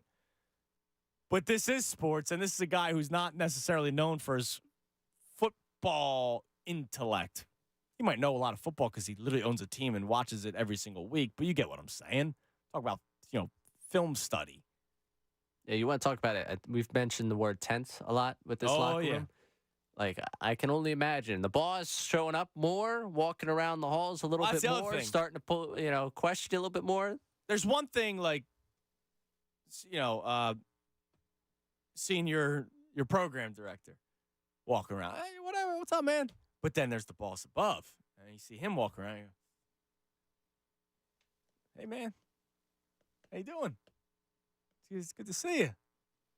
It is. I mean, that's real life. Very real life. I remember. I'll even go not even in my radio career. When I used to work at a pool store in South Jersey, I will not name said pool store. Man, was some bad things going on there. I had a manager. He was great. He was a good dude. And then the owner comes in there once in a while, and everybody's on there. You're tucking in that blue colored collared shirt, right, in your khaki pants, right? You're sitting up straight. I look back and I go, that was a freaking pool store. But imagine the billion-dollar owner of a football team walking around the locker room, walking around the film room. Yeah, it's probably going to lead to a little bit of a tense atmosphere. Yeah, to follow up on your example, I'll go out of radio as well. Working in pizza. Owner of the place comes in. Every little thing that you do, make sure it's better right. Button up. Or, pull someone aside. Why are they talking? Who are they talking about? What are they talking about? What's going on there? What does that mean for the rest of us? What does that mean are they asking about the guy in charge here? You run through. Button up, man. You observe things. Did you ever steal anything from where you worked? I mean, I ate probably way more than... No, but did you like, when you were done, did you bring something home with you? Like food home? No, I'm saying, like, when you left your job, like... So one of my big jobs at the pool store that I used to work at was like the inventory in the back building that had no ventilation in the middle of the summer, right? Nice. And so I had to open up a lot of boxes, and they had a box cutter. When I was done, I took the box cutter with me as like a keepsake. It's in my toolbox at home. I still use it to this day. Like, did you take a pizza cutter home with you? No, I never thought to take the pizza cutter home. When I used to work at the Bees, eating good in the neighborhood, I took home a steak knife with me when I was done, just a keepsake. Yeah, no, I never really thought that much. I probably took way too much of my fair share of food. But yeah, I mean, I did that. Yeah, I just thought that was standard. No, I never really thought to take. I still go to the place that I worked at consistently. So that's not the keepsake. There's a place that closed near me that I'm still owed. People took stuff for me because I loved eating at that place so much that I need to pick up at some point. Oh, okay. But no, I wanted a keepsake from there. So it was more maybe places I've been at instead of places I've worked at. So the work memories, I've got enough. Yeah, I mean, look, they gave me enough to think about. Keepsake, a box cutter and a steak knife. You know where they are? Yes. Toolbox and drawer. Yeah, I just said that. I told you this. I'm not it's not in Cooper's play area. Well, I wasn't assuming it was there. Listen, I could have all the questions I want about it. I know where these things are. Anyways. Jeez. All right, we got assume it's you think I'm processing, well, he's probably giving it to Coop. Look at this. We got Look one segment left. We got one segment left. We're going to do our picks at 1:30. We might do it a little bit earlier because I want to run through the gamut of the NFL playoff bracket. And I'm going to see where we are, in lockstep. And I'm going to see where we disagree. And then come the end of the playoffs, we'll see who ended up doing better. Sound good, Raymond? Fantastic. This could be for a whole bag of coffees. Wow. Bag of coffee. How's that? Sounds great to me. Because I did not do well in the individual coffee bets this year. You want to win tickets to a Sixers game? Well, join me and my friends from Corona at the Great American Pub tonight in Conshohocken from 7 to 9. I got the Barnaby's Westchester pregame thanks to our friends at Corona on Monday. But tonight, a little Sixers pregame action at the Great American Pub in Conshohocken. I absolutely love it there. When I lived in Manayunk, every once in a while, I would have to go to Conshohocken for a few things, and I would always find myself going into the Great American Pub. Food's great there. The atmosphere is great there. Obviously, there's plenty of beers. It's a great spot to watch a game. So come on out before the Sixers take on the Kings. Enjoy $5 Modelo pints and get hyped up with our crew. You'll win great prizes, including Sixers tickets to an upcoming Sixers game. Told you the story earlier this week. The last place I was at in the city, some guy didn't even want to sign up. I was like, come on, man. Like, just, you never know. Yeah, I never win anything. I'm like, all I need is your name and email. Like, I'm not asking you, for your social security or anything. And he ended up winning, and he was thrilled. He was with a girl, and they all of a sudden he already had a date for the next week. I mean, that's the other thing. He got a free date immediately the very following week. So don't miss out on a great time with Corona and myself at the Great American Pub tonight in Conchie. It's 97.5 The Fanatic Sixers pregame party at the Great American Pub located on Fayette Street in Conshohocken. Corona is an official partner of the Philadelphia 76ers. It's the Phyllis Cerveza, Ray. For details, go to the events page on 975thefanatic.com. Fanatic Sports Update. Wild Card Weekend is here. I'm Ray Dunn. This update is brought to you by Mothers Against Drunk Driving. For victims of drunk and drug driving, your grief is unique, but you are not alone. You always have a place at MAD. Call the 24-hour victim hotline 877-MAD-HELP or visit madd.org. The start of the NFL playoffs are here. 6 games this weekend, concluding with the Eagles and Buccaneers on Monday Night Football. Injuries be a key storyline going into this one. Wide receiver A.J. Brown did not practice on Thursday. As for wide receiver Devontae Smith, he was out there for practice and said he will play Monday. Both the Birds and Bucs will be dealing with banged-up quarterbacks. Jalen Hurts was limited due to his finger injury, and Baker Mayfield did not practice due to ankle and rib injuries. Hurts also mentioned during his media availability that he wonders whether he should have gone back into that game against the Giants after dislocating his finger. Leaving that game and attempting to go back in that game probably wasn't physically the best idea. Not having much control over the things that I want to do. But time will tell with that, and I can assure you everything's progressing in the right way. ESPN's Tim McManus joined Andrew to talk all things Birds, including the health of Jalen Hurts. You catch that conversation one more time at 97.5thefanatic.com. 76ers return to action tonight against the Kings. That tips off at 7:30. You catch the live call right here on 97.5 The Fanatic. And the Flyers hit the road for tonight's game with the Minnesota Wild. Puck drop at 8 o'clock. Catch that game on WMMR. Keep it locked here for all the latest news and information. I'm right on the home. The Sixers and Flyers, 97.5 The Fanatic. The Philadelphia 76ers play here. Every game, home and away. We'll have the play-by-play tonight. Presented by Corona, official partner of the 76ers, the Phyllis Cerveza. This is the exclusive home for Sixers basketball. 97.5 The Fanatic. Hey, it's number 59, Seth joining. Join me on the BetParks Sportsbook app, and you're in the zone. BetParks is the official casino and sportsbook app of the real Philly fan, and the only app I recommend. Bet more than the score. Bet player performances like total passing and rushing yards. Bet total team touchdowns. Bet who scores a touchdown. And nobody does live in-game betting better than BetParks. Bet on the action as it happens. Join me right now and download the BetParks Casino and Sportsbook app. New customers make a winning $10 bet and get $125 in bonus sportsbook bets back. Must be a winning bet, and bonus bets must be wagered once. The BetParks Sportsbook is the only sports betting app that I recommend. Live betting, parlays, props, teasers, they have it all. Like me, I'm sure that you love to play, you love to win. You bet. BetParks. Must be 21 in NPA, New Jersey, Ohio, Maryland. Number 1-800-GAMBLER. This winter, cozy up to a home that's perfectly yours with Preferred Pros. From skilled craftsmen and expert designers to top veterinarians and relaxing pools and spas, we've got the best recommendations for you. Let us help you make your dream project a reality. Your home, your life, our professionals. Connect with Preferred Pros you can trust. Bachman Solar. Solar is more affordable than you think. Receive federal tax credits and apply for 0% financing with Solar Solutions at bachmansroofing.com. Metropolitan Veterinary Associates are proud to be the largest privately owned hospital in our region, offering specialty care for your dogs and cats 24 hours a day, 7 days a week. Advanced Electrical Services Group. Generac is the name you can trust for automatic standby home generators. Advanced Electrical Services Group provides sales and service to match. Go to advancedesg.com for your free estimate. Check out Preferred Pros today. This paid program is sponsored by businesses highly rated by actual customers. For more details on Preferred Pros, visit 975thefanatic.com. Wawa has pizza. And now get $5 off a 14-inch or 16-inch pizza when you order on the Wawa app or your favorite delivery app. Order varieties like pepperoni and sausage, each bubbling with melty mozzarella. It's always pizza night at Wawa. Perfect for hanging out with friends or watching the game. Order on the Wawa app or your favorite delivery app to get $5 off any pizza starting at 4 p.m. Gotta have a Wawa. Bring in 2024 in a big way at Wawa. Get any 20 or 24-ounce cup of freshly brewed hot coffee for just $2. You can pour more of your favorite coffee. every mild, medium, or dark roast. And our new caramel cream-flavored coffee with notes of caramelized sugar, rich salted butter, and warm, fragrant vanilla. Go big with a Wawa coffee for $2. Gotta have a Wawa. Limited time offer.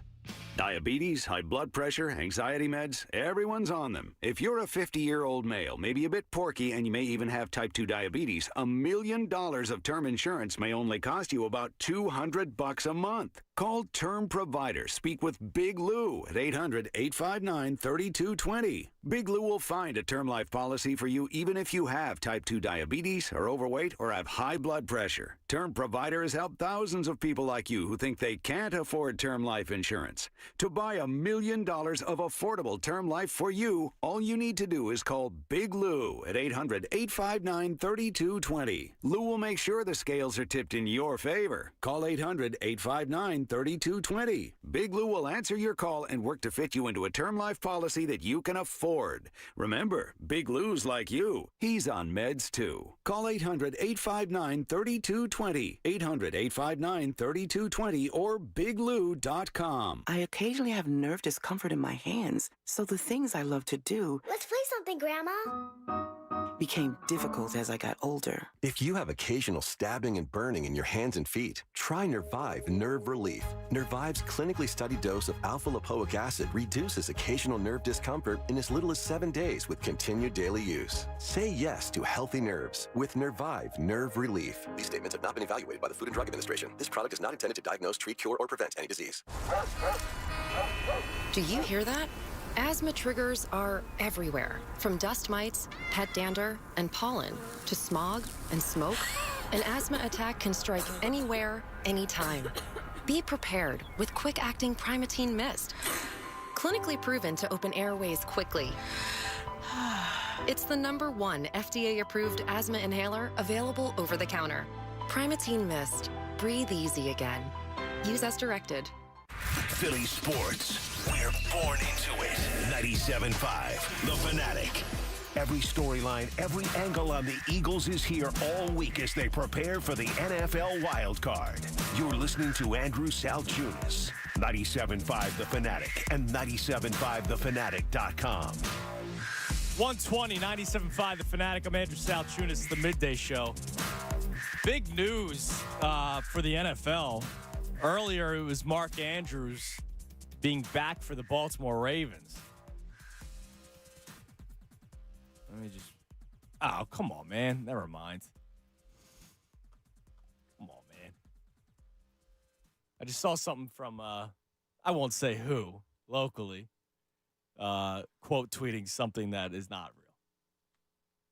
And I was like, because it's kind of been rumored, and now I didn't bite it, Ray. I grazed by it, but I did not take the bait. Just a grazing. You know, have you ever fished before? Quite a lot. Every once in a while, you get a nibble. And you start reeling, it goes off the line. I may have taken a nibble, but I didn't, not a full bite. I'm trying to wonder if you're the fish or the fisherman in this metaphor. I'm the fish because there was bait out there. I see. And I went after it, but I didn't read it. I caught myself. Don't you worry. I caught myself. Okay. Well, tune in middays. We're close to reading you the fake news of the day. Can we at least know who it was about?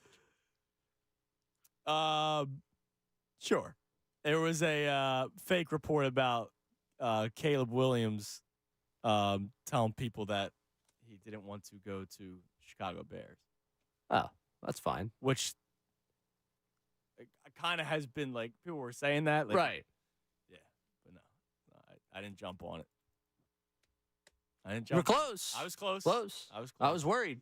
1 o'clock hour brought to us by Ferguson HVAC Line Conklin. Attention HVAC contractors for equipment, parts, and supplies for heating and cooling jobs at one of Ferguson's counter locations in Ben Salem, King of Prussia, Pennsauken, or Westchester today. It's been a long week, man. It's been a long week of talking about frustration and the demise of the Eagles before a playoff game.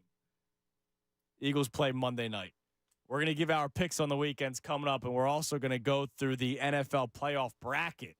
Ray and I will go head-to-head as the playoffs continue throughout the month of January and into the Super Bowl in February, and we'll find out who had the better bracket. But let's go to the phones first, get to a couple of calls. Let's first start off with Uncle Frank. Hello, Uncle Frank.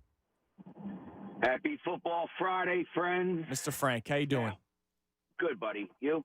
I'm great. I am great. Yep. I mean, I want the Eagles to win and make me happy again. Absolutely. Listen, if I get out of bed, I'm great. Exactly. Now, I shall be brief. I wasn't going to call in today, but based on yesterday's comments that I'm off this year, look, and I'm going to get to an Eagles. I know you guys have lofty expectations of me, but I have so many quirks going on, the 6 inches between my ears, ADD, OCD, ADHD. You can make up any acronym I have it. So it's harder for me to stay on point, I understand. But you're having a fall off year so far. I mean, it's only look, it's only January 12th. Like, you have time to, change things. My shoulders are around. But as I said after you hung up yesterday, you're already starting to get the hate. But that's because that's what happens with greatness. When you have a good year, when you win MVP, everybody's down to try to bring you down afterward. Jealousy's a funny thing, guys. And you know what? Our damn Eagles head coach, man, is when I oh my God, dude, his press conferences have become unbearable. And I play it because I'm hoping I'm going to get something out of it. He was asked about the offensive line the other day, and he answered a question. He spoke for 3 minutes and never answered the question.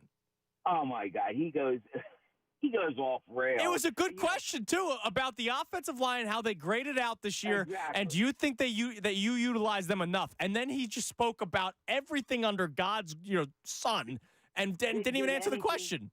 Didn't get anything out of it. You should land Jeff McClain your zapper so he can just.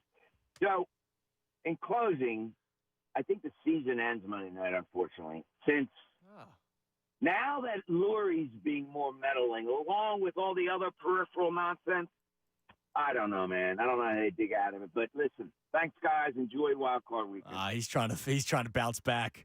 It's a good call, Uncle Fred. He's trying to bounce back. You notice when he ended himself. He's trying to bounce back. We'll see if the line moves. Our man Ray in Dover was on earlier, and he hung up because we didn't take a call during the Talk Stars, and I was disappointed that I didn't get to him in the 12 o'clock hour because Ray in Dover, he's the front runner so far. Doing really well. He's doing great. I mean, because he's been like a breath of fresh air through all the doom and gloom. To Ray, I want to point this out. Mm-hmm. Jalen Hurts was at one point the front runner for MVP this season, so you got to keep this up. Oh, no, absolutely. And if the Eagles lose, he can't call in with the whole "we'll be fine next year." Right now I don't think we need it. If he presents a solid argument, we'll solid listen argument. to it. Yeah, but so far, I won't agree. He's the front runner. A guy that's always in the conversation is Tom from Alabama. What's up, Tom? Look out, South Tunis. How are you, man? I'm great. How are you?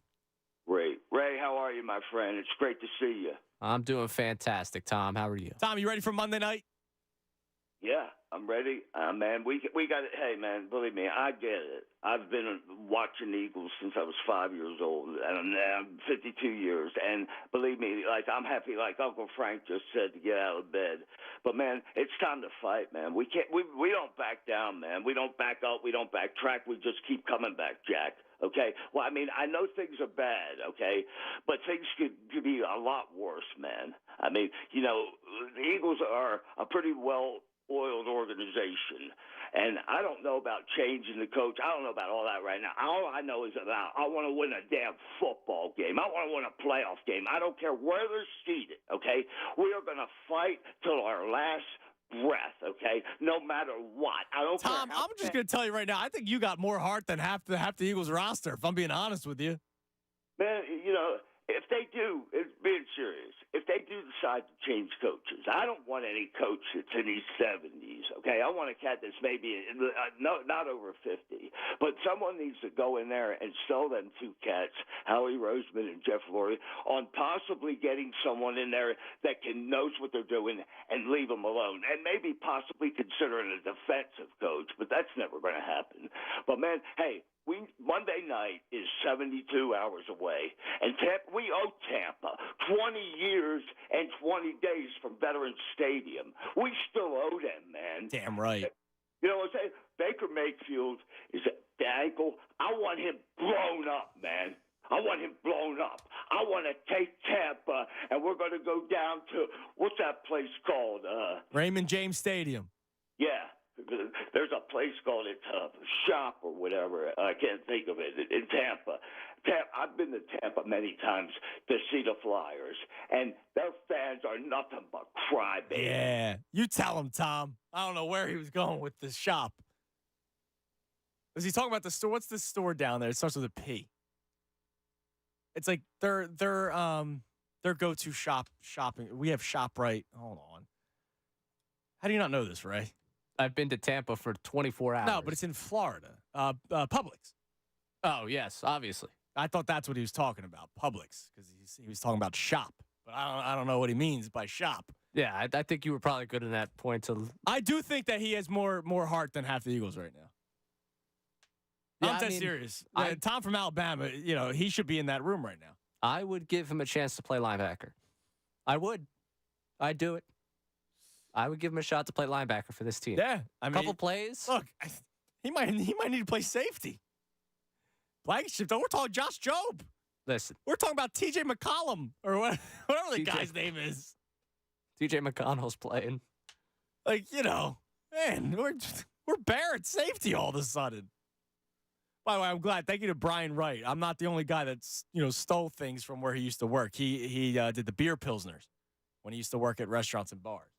You were looking at me like I was crazy. No, I just didn't know where you were going with it. If you were talking food, yeah, I take food all the time, but I didn't take No, I'm saying his keepsakes. You can't keepsake food. It's going to go bad. Right. I get that. I didn't know where you were going. I didn't think to take keepsakes from places that I worked at. Come on, man. Memories. Yeah. Listen, I've got plenty of Fanatic stickers. Don't you worry. Yeah. Don't you worry. They don't seem to fly off the shelves at the events I do.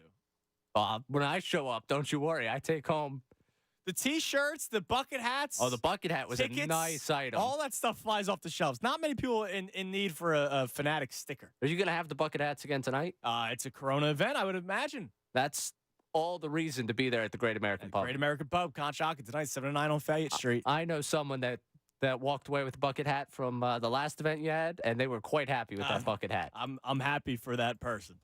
Let's go to Karate Mark. What's up, KM? Andrew, Ray, what's up, fellas? How you doing? I'm doing good. I'm doing great. There's a lot of indifference in our here sports town. There's a lot of underwhelming feelings going into this playoffs, and I get it. But you know what else? Nobody's going to go into the game on Monday and start booing. If the booing happens, it's going to happen when bad things happen. But you know what we got right now? We got the Eagles in the playoffs. We have Jalen Hurts, who, like you said, arguably was in MVP contention earlier in the season. We had a team with 10-1 season. A lot of bad things happened since then. So what has been proven, it's been proven that this team could win at any time. It's been proven they can lose at any time. So you know what?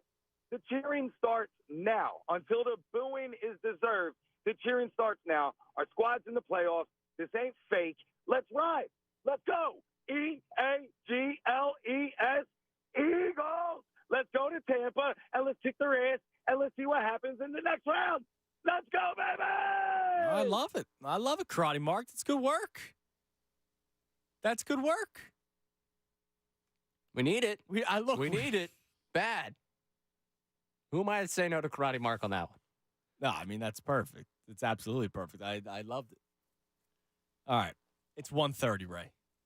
Let's give out our picks for Super Wild Card Weekend. A weekend that could change the direction of franchises. Could change the direction of the Philadelphia Eagles if they have an unfortunate loss. Could change the direction of the Dallas Cowboys. Interesting weekend ahead of us. We start with the Saturday slate, 4:30. Browns traveling to Houston. I am buying into the Flacco hype. I loved everything that Houston did back at draft day. I love everything that Houston has done during this season. But there's something with magic in the air with Joe Flacco. And oh, by the way, they have a really good defense, and they might be able to slow down that Houston Texans offense. I'm going to go Cleveland Browns. And they will cover the 2.5 in Houston as road favorites. I'm right there with you. I'm right there with the Magic. I love C.J. Stroud. I love this Houston Texans team and what they've done in their first season. But that Browns defense and whatever they have found in Joe Flacco, I'm riding the wave on this one. I'm just happy to see the Texans back in their rightful spot on Wild Card Weekend in that 4:30 time slot. They belong there. It feels right. It's all right in the football world to have the Texans playing at 4:30 on a Saturday. Absolutely. And I'm excited for that organization to be there. But the long-suffering fan base of Cleveland gets a playoff win. They get a playoff win, man. Saturday night, Dolphins in KC. The weather is supposed to be terrible. Negative degrees, wind chills. And Tua Tagovailoa has terrible numbers in kind of conditions like that. Even if it was a normal playing field, I think I would still lean the Chiefs. But with the situation at hand, I'm going with those Kansas City Chiefs. I believe they cover the 4.5. I would also take a look at the over-under of 44. If you want to buy it up a little bit and then bet the under, go for it. That kind of cold temperatures, I don't think the Dolphins will be able to put up a lot of points. And in that kind of a game, you might want to run the football a lot. And you have a guy who doesn't seem like it, but Isaiah Pacheco is a bruiser. You've obviously Patrick Mahomes and Travis Kelce. I like the Chiefs to continue their winning ways in the postseason.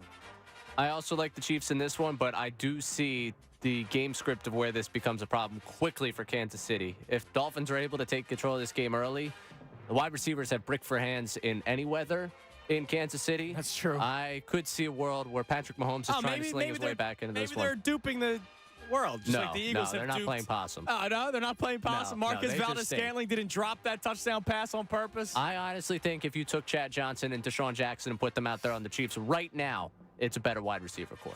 All right, Bills hosting the Pittsburgh Steelers. Now, this one's interesting. So I've been saying Bills -10 all week. Now, all of a sudden, they're supposed to get like a foot of snow all of a sudden, right? Keep an eye on the weather because that changes everything. I mean, anything could happen in a game like that. I would still take Buffalo to win this game. But, man, I mean, literally anything can happen. Now, they're going to clean the field off. So Josh Allen still has a great arm through weather like that. I mean, that's why he's had a good career in Buffalo. He's a guy that can run the football himself. Buffalo has really turned things around since they've utilized James Cook more in the passing game and the running game. I like Buffalo in the game. I don't know if I would take the 10 if it's supposed to be a freaking blizzard. But if it's not as bad as they say it's going to be, I would take the Bills to cover the 10. Even with the weather reports, it's only dropped to 9.5. Give me the Steelers to cover this one, but the Bills to win outright. All right. If the weather's fine, what's your I'll play? still take the Steelers to cover. Really? Yeah. All right. If the weather's Closer fine, games. I don't. We did the prop bets. I don't know. I don't like the wide margins in the postseason. It just doesn't do it for me. Yeah, Pittsburgh isn't that No, good. no, they're not that good. Yet they're here. They are here. They are here. All right. Packers, Cowboys. Obviously, we're all screaming, go, Pack, go. I don't know if the Pack will go long enough, though. I think Dallas covers the 7. I would look at their over of team total of 29.5. I'm not saying the moment will get too big for Jordan Love, but the defenses are much different. There is pressure coming off the edge from Dallas. Green Bay's got nothing going for them defensively. I, unfortunately, will take the Cowboys to cover the 7, but my God, would I appreciate a Jordan Love masterclass, masterpiece, and a victory for the Green Bay Packers. There is nothing I'm going to enjoy more this weekend than sitting down to watch Jordan Love and the Packers take on the Cowboys. I will enjoy every second of it until the point where it becomes that the Packers are out of this game because the Cowboys are playing at home and they're just the superior football team. I am going to enjoy rooting against the Cowboys with everything in me more than anything else this weekend. But they will cover the 7 points, and Jordan Love will fall in the postseason. Did you see the quote from Dak Prescott yesterday? Yes, that is the only reason why I would consider going the opposite way against the Cowboys. All right. If you guys didn't see it, Dak Prescott, was, he was having a press conference. And I'm sure they're talking about the journey and, get into the Super Bowl. I don't know what the question was, but here is the quote from Dak Prescott and his press conference yesterday. Quote, I've got a lot of Louis Vuitton stuff. It's because of the LV. LV is Las Vegas. If I look at my bag, it's all LV, literally. I just went and got my girl a bag the other day. I'm like, the only one I'm getting is one of these ones with the big LV logo on it. That was an easy, simple reminder. And in case if you're confused, the Super Bowl is being taken place in Las Vegas this year.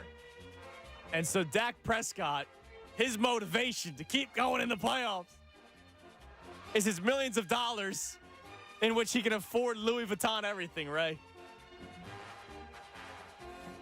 Yeah, I got nothing for you. It's the corniest thing going. Do you have anything BC for Bala Kinwood when you come in here every day? No. You don't have a Boston College hoodie? No. No? No. As I'm trying to think. You don't have anything BC? No, I don't have anything BC. I don't have anything LV. If it's got letters on it in nice, big, bold, it's probably too expensive for me to afford. I got a lot of things for the Temple T. Does that count? Good. No. Okay. Because we're in Bala Kinwood. All right, Rams in Detroit. I'm sorry, Alfie. I'm sorry, Aunt. Our local Lions fans. I have been saying it all week. I stand by it.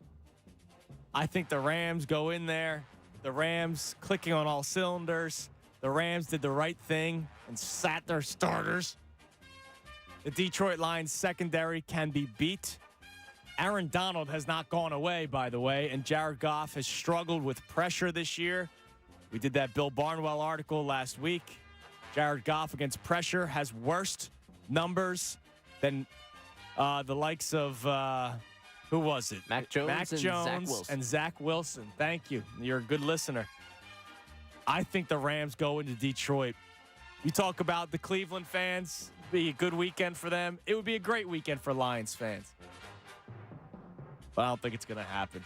I'm taking the Rams outright on Sunday night. Yeah, this is the trendy, hot upset pick, and for good reason. The script writers, I know Black Gritty was on this week about all the different matchups you could get. Matthew Stafford is going to go spoil Detroit and spoil their return to prominence. This is a Lions team that's been exciting, been fun. Been a lot of maybe fun. next year. Maybe next year for you. This Rams team, Matthew Stafford, that coaching staff, everybody's got the experience of what it takes to do it in this moment. Detroit, enjoy your insanely priced tickets. You're losing this one. All right. And last but not least, because we're going to do our playoff bracket, we have to talk about it. Eagles, Bucks, I know it's not till Monday. I'm telling you right now, the Eagles are winning this game on Monday. And I'm telling you right now, you're wrong. Really? I'm taking the Bucks. Spread or you're going outright? Outright. Oh, my God. Can't wait for Monday's show. All right. Well, that'll do it for our picks. Wow. Tune in Monday, 10 o'clock for 2.5 hours because it's Martin Luther King Day and the Sixers play at 1 o'clock. And did you just put a damper on my freaking weekend? I said, do you want to do this right now? You said yes. I'm not saying you got to placate to anybody. I'm just No, I wasn't going to placate to you. I was just told you were going to end up getting a pick that you were not going to appreciate. I think less of you now. That's fine. All right. I didn't get into this industry for people to think more of me. All right, so here's what we're going to do. All right, you can fade out the music. I appreciate it. All right, I'm like jotting down my bracket. I hope you can do the same quickly. Yeah, I've been working on it. Don't worry. All right, cool. All right, so I think Buffalo moves on and beats Pittsburgh. I think Kansas City moves on, beats Miami. I think Cleveland moves on and beats Houston. We're not doing spreads here. We're literally just doing the game itself. Correct. I think you're all in the same boat here. Yep. Yeah, we both of us have Bills, Chiefs, Browns. All chalk in terms of favorites. Right. Not in terms of seedings. So you would get Ravens, Browns, you get Right. Bills, Chiefs. So Ravens, Browns. All right, Cleveland and Baltimore. I would love for Cleveland to win because it would just be awesome for like that story to continue. This might be the year where Lamar shuts a lot of people up. Now, the one team that they probably would struggle most against is against a Cleveland defense like that. But I think this is the year that Lamar breaks through and they go to the AFC Championship game. So I want you to know something. All right. I started this bracket probably during the Talk Stars conversation. Just to be prepared for this segment. I have yet to fill out the line here on this one. And I know that obviously with the show running out of time, I have to do it. Given the fact that you think this is the year that Lamar breaks through, and given the fact that I'm kind of rolling with the whole scriptwriter thing, Joe Flacco, a week after Matthew Stafford goes into Detroit and ends the Lions season, Joe Flacco goes into Baltimore and ends the Ravens season. I'm just going to get wild with it. What's the point of a bracket if you're not going to have fun with it? I mean, I kind of would, honestly, gut feeling says it, but, then I try to speak logic. And no, this is not about logic. There's never been, you listen to me more than anyone. Has there ever been anything about logic here? All right, so you have Cleveland moving on. So that's our first difference in the AFC side of the bracket. Yeah. Kansas City, Buffalo. This one's tough for me. I'm going Buffalo. Kansas City has had their number. I mean, that one playoff game was just freaking legendary. But I think the Bills are on a mission right now. Yeah, I think this is the year the Bills start shutting people up. And I might have the Bills beating the Ravens. The only thing that's kind of keep me at bay is Baltimore's defense is better than Buffalo's. And Josh Allen can play them out of a game so quickly. Yes, he can. Tried his best against the Dolphins. And they still end up controlling that game because the Dolphins couldn't get anything going. So I have Buffalo and Baltimore. Who do you have, Bills or Chiefs? Bills. Yeah, I Chiefs. So you have Buffalo and Cleveland. What a matchup. Again, this is probably the Vibesman bracket right here coming out. Oh, absolutely. You know what? I think I'm going to go. It'd be a great story for the Bills turnaround.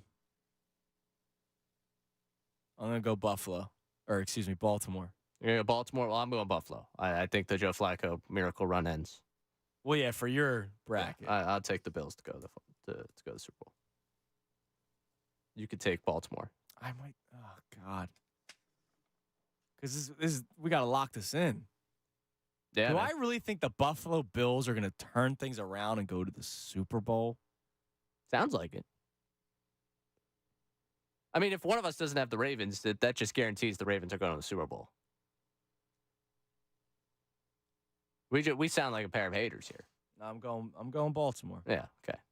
So look forward to the Bills in the Super Bowl. All right, so I have Baltimore coming out of the AFC. All right, now in the NFC, are you going Pack? No. Okay. No, the Cowboys are beating the Pack. All right. I wanted to go with the Pack. Trust me. Everything in me wants to pick the Packers, but as you see my AFC side, part of me has to do a little bit of logic here. Correct. All right, so Jesus Christ. See, you know what? Screw you, dude. I see what you're doing here. Screw you. Okay. You're an ass. Yes, I don't know what I'm doing here, but yes, I am. You're an ass because you know what? I'm gonna have them lose to Tampa so that I don't have to be the guy that says they no, lose. No, so I don't have to be the guy you can't do that. Says that they lose to the Cowboys. You can't You're do an that. ass. You're doing it on purpose. You can't do that. That's not how this works. I just threw out the bracket. I was like, squat. You can't do that. I think they're losing the Bucks. This is not I don't want to pick them to lose to the Cowboys. You did this to me. So I didn't do this to you. They did this to you. We both have Dallas beating the Packers. I have the Rams beating the Lions. You also have the Rams beating the Lions. Yeah, I have the Rams beating the Lions. All right. So, and then I have the Eagles beating the Bucks. You don't. So then I have the Eagles traveling to Dallas because the Rams would be taking on the San Francisco 49ers. That's right. Yes. Eagles Cowboys second round. Junis, your pick. You're really gonna do this to me? Sounds like you've done it to yourself. I just don't see how they stop that offense. I really just don't see how they stop that offense. This is one of those I would love to be wrong. But I'm going to take Dallas to beat the Eagles. in the divisional round of the playoffs, and our worst fear of them beating the Eagles and going to an NFC championship. Correct. Yeah. I mean, they're not going to beat the Eagles because the Eagles could lose the Buccaneers, but they'll beat the Bucs, and then we'll have the NFC championship game. Yeah. So we both have that. And the Rams story would be great because, they've played the 49ers twice now, even though the last game, both teams. Carson versus Sam Darnold, yeah. I just don't see San Francisco losing, and I see San Francisco in the Super Bowl because I think they then slow down the Cowboys. They crush the Cowboys.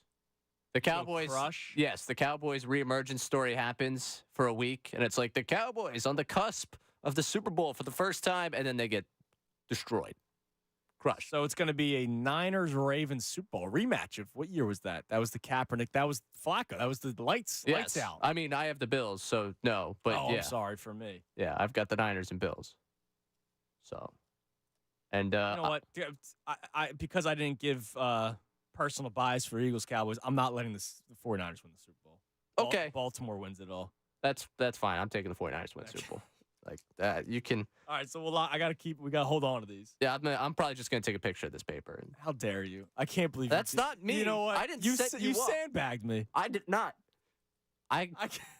If I thought the Eagles would win the game, I'd tell you the Eagles would win the game. The last thing I want to do is check my mentions right now after I pick against the Eagles. Yeah, but then and I got 2 shows this weekend. You think I want to field calls all weekend about how I hate the team? But then if they lose the Cowboys, you go, I kind of thought that would happen anyway. You made me pick Dallas. All right, by the way, real quick, it's time to get serious. It's playoff time. Oh, yeah. Business. A.J. Brown not at practice today. Jeff McClain, no sign again of A.J. Brown. Reed Blankenship was out here running on a side field, but doesn't look like he will participate in actual practice. I just saw a video of Jalen Hurts from E.J. Smith throwing a football. The first throw was a duck. The second throw was a dot. It was a good second throw. He's got the glove on. But Ray, no A.J. Brown at practice today. Surely seems like they could be in trouble Monday. Now, man, it's also not supposed to be the best weather. If A.J. Brown doesn't play, at least you still have a stud in Devontae Smith. And maybe that's his, put him on the map game. If Hurts can throw the football well with a dislocated finger and the rain doesn't really ruin that. The Eagles will go into the wild card round, banged up quarterback, 2 top receivers coming off injuries, and have to do it in the rain on the road. I love my chances. All right, that'll do it for today on this Football Friday, which was brought to us by Pumpman Philly, 24/7 emergency repair or pump replacement. Count on Pumpman Philly, the guys that know to fix your flow. Check me out tonight at the Great American Pub in Conshohocken on Fade Street from 7 to 9. Ray, what do you got this weekend, air-wise? 3 o'clock on Saturday, 9 o'clock on Sunday. All right, so make sure you check out Ray, and then, of course, we'll be back at it on Monday, getting you set for the wild card game. Everybody enjoy your weekend, and we'll talk to you Monday. Fanatic Sports Update. A long weekend of football. I'm Ray Dunn. This update is brought to you by the Crohn's and Colitis Foundation. The Crohn's and Colitis Foundation has been at the forefront of inflammatory bowel disease research and care for over 50 years. Learn more about research, education, and support at Crohn'sColitisFoundation.org. The start of the NFL playoffs are here. 6 games this weekend, concluding with the Eagles and Buccaneers on Monday Night Football. Injuries be a key storyline going into this one. Wide receiver A.J. Brown did not practice on Thursday. As for wide receiver Devontae Smith, he was out there and said he will play Monday. Both the Birds and Bucs will be dealing with banged-up quarterbacks. Jalen Hurts was limited due to his finger injury, and Baker Mayfield did not participate due to his ankle and rib injuries. Jalen Hurts also mentioned during his media availability that he wonders whether he should have gone back into the Giants game after dislocating his finger. Leaving that game and attempting to go back in that game probably wasn't physically the best idea. Not having much control over the things that I wanted to do. But time will tell with that, and I can assure you everything's progressing in the right way. ESPN's Tim McManus joined Andrew earlier in the show to talk all things Birds, including the health of Jalen Hurts. You catch that conversation one more time at 97.5thefanatic.com.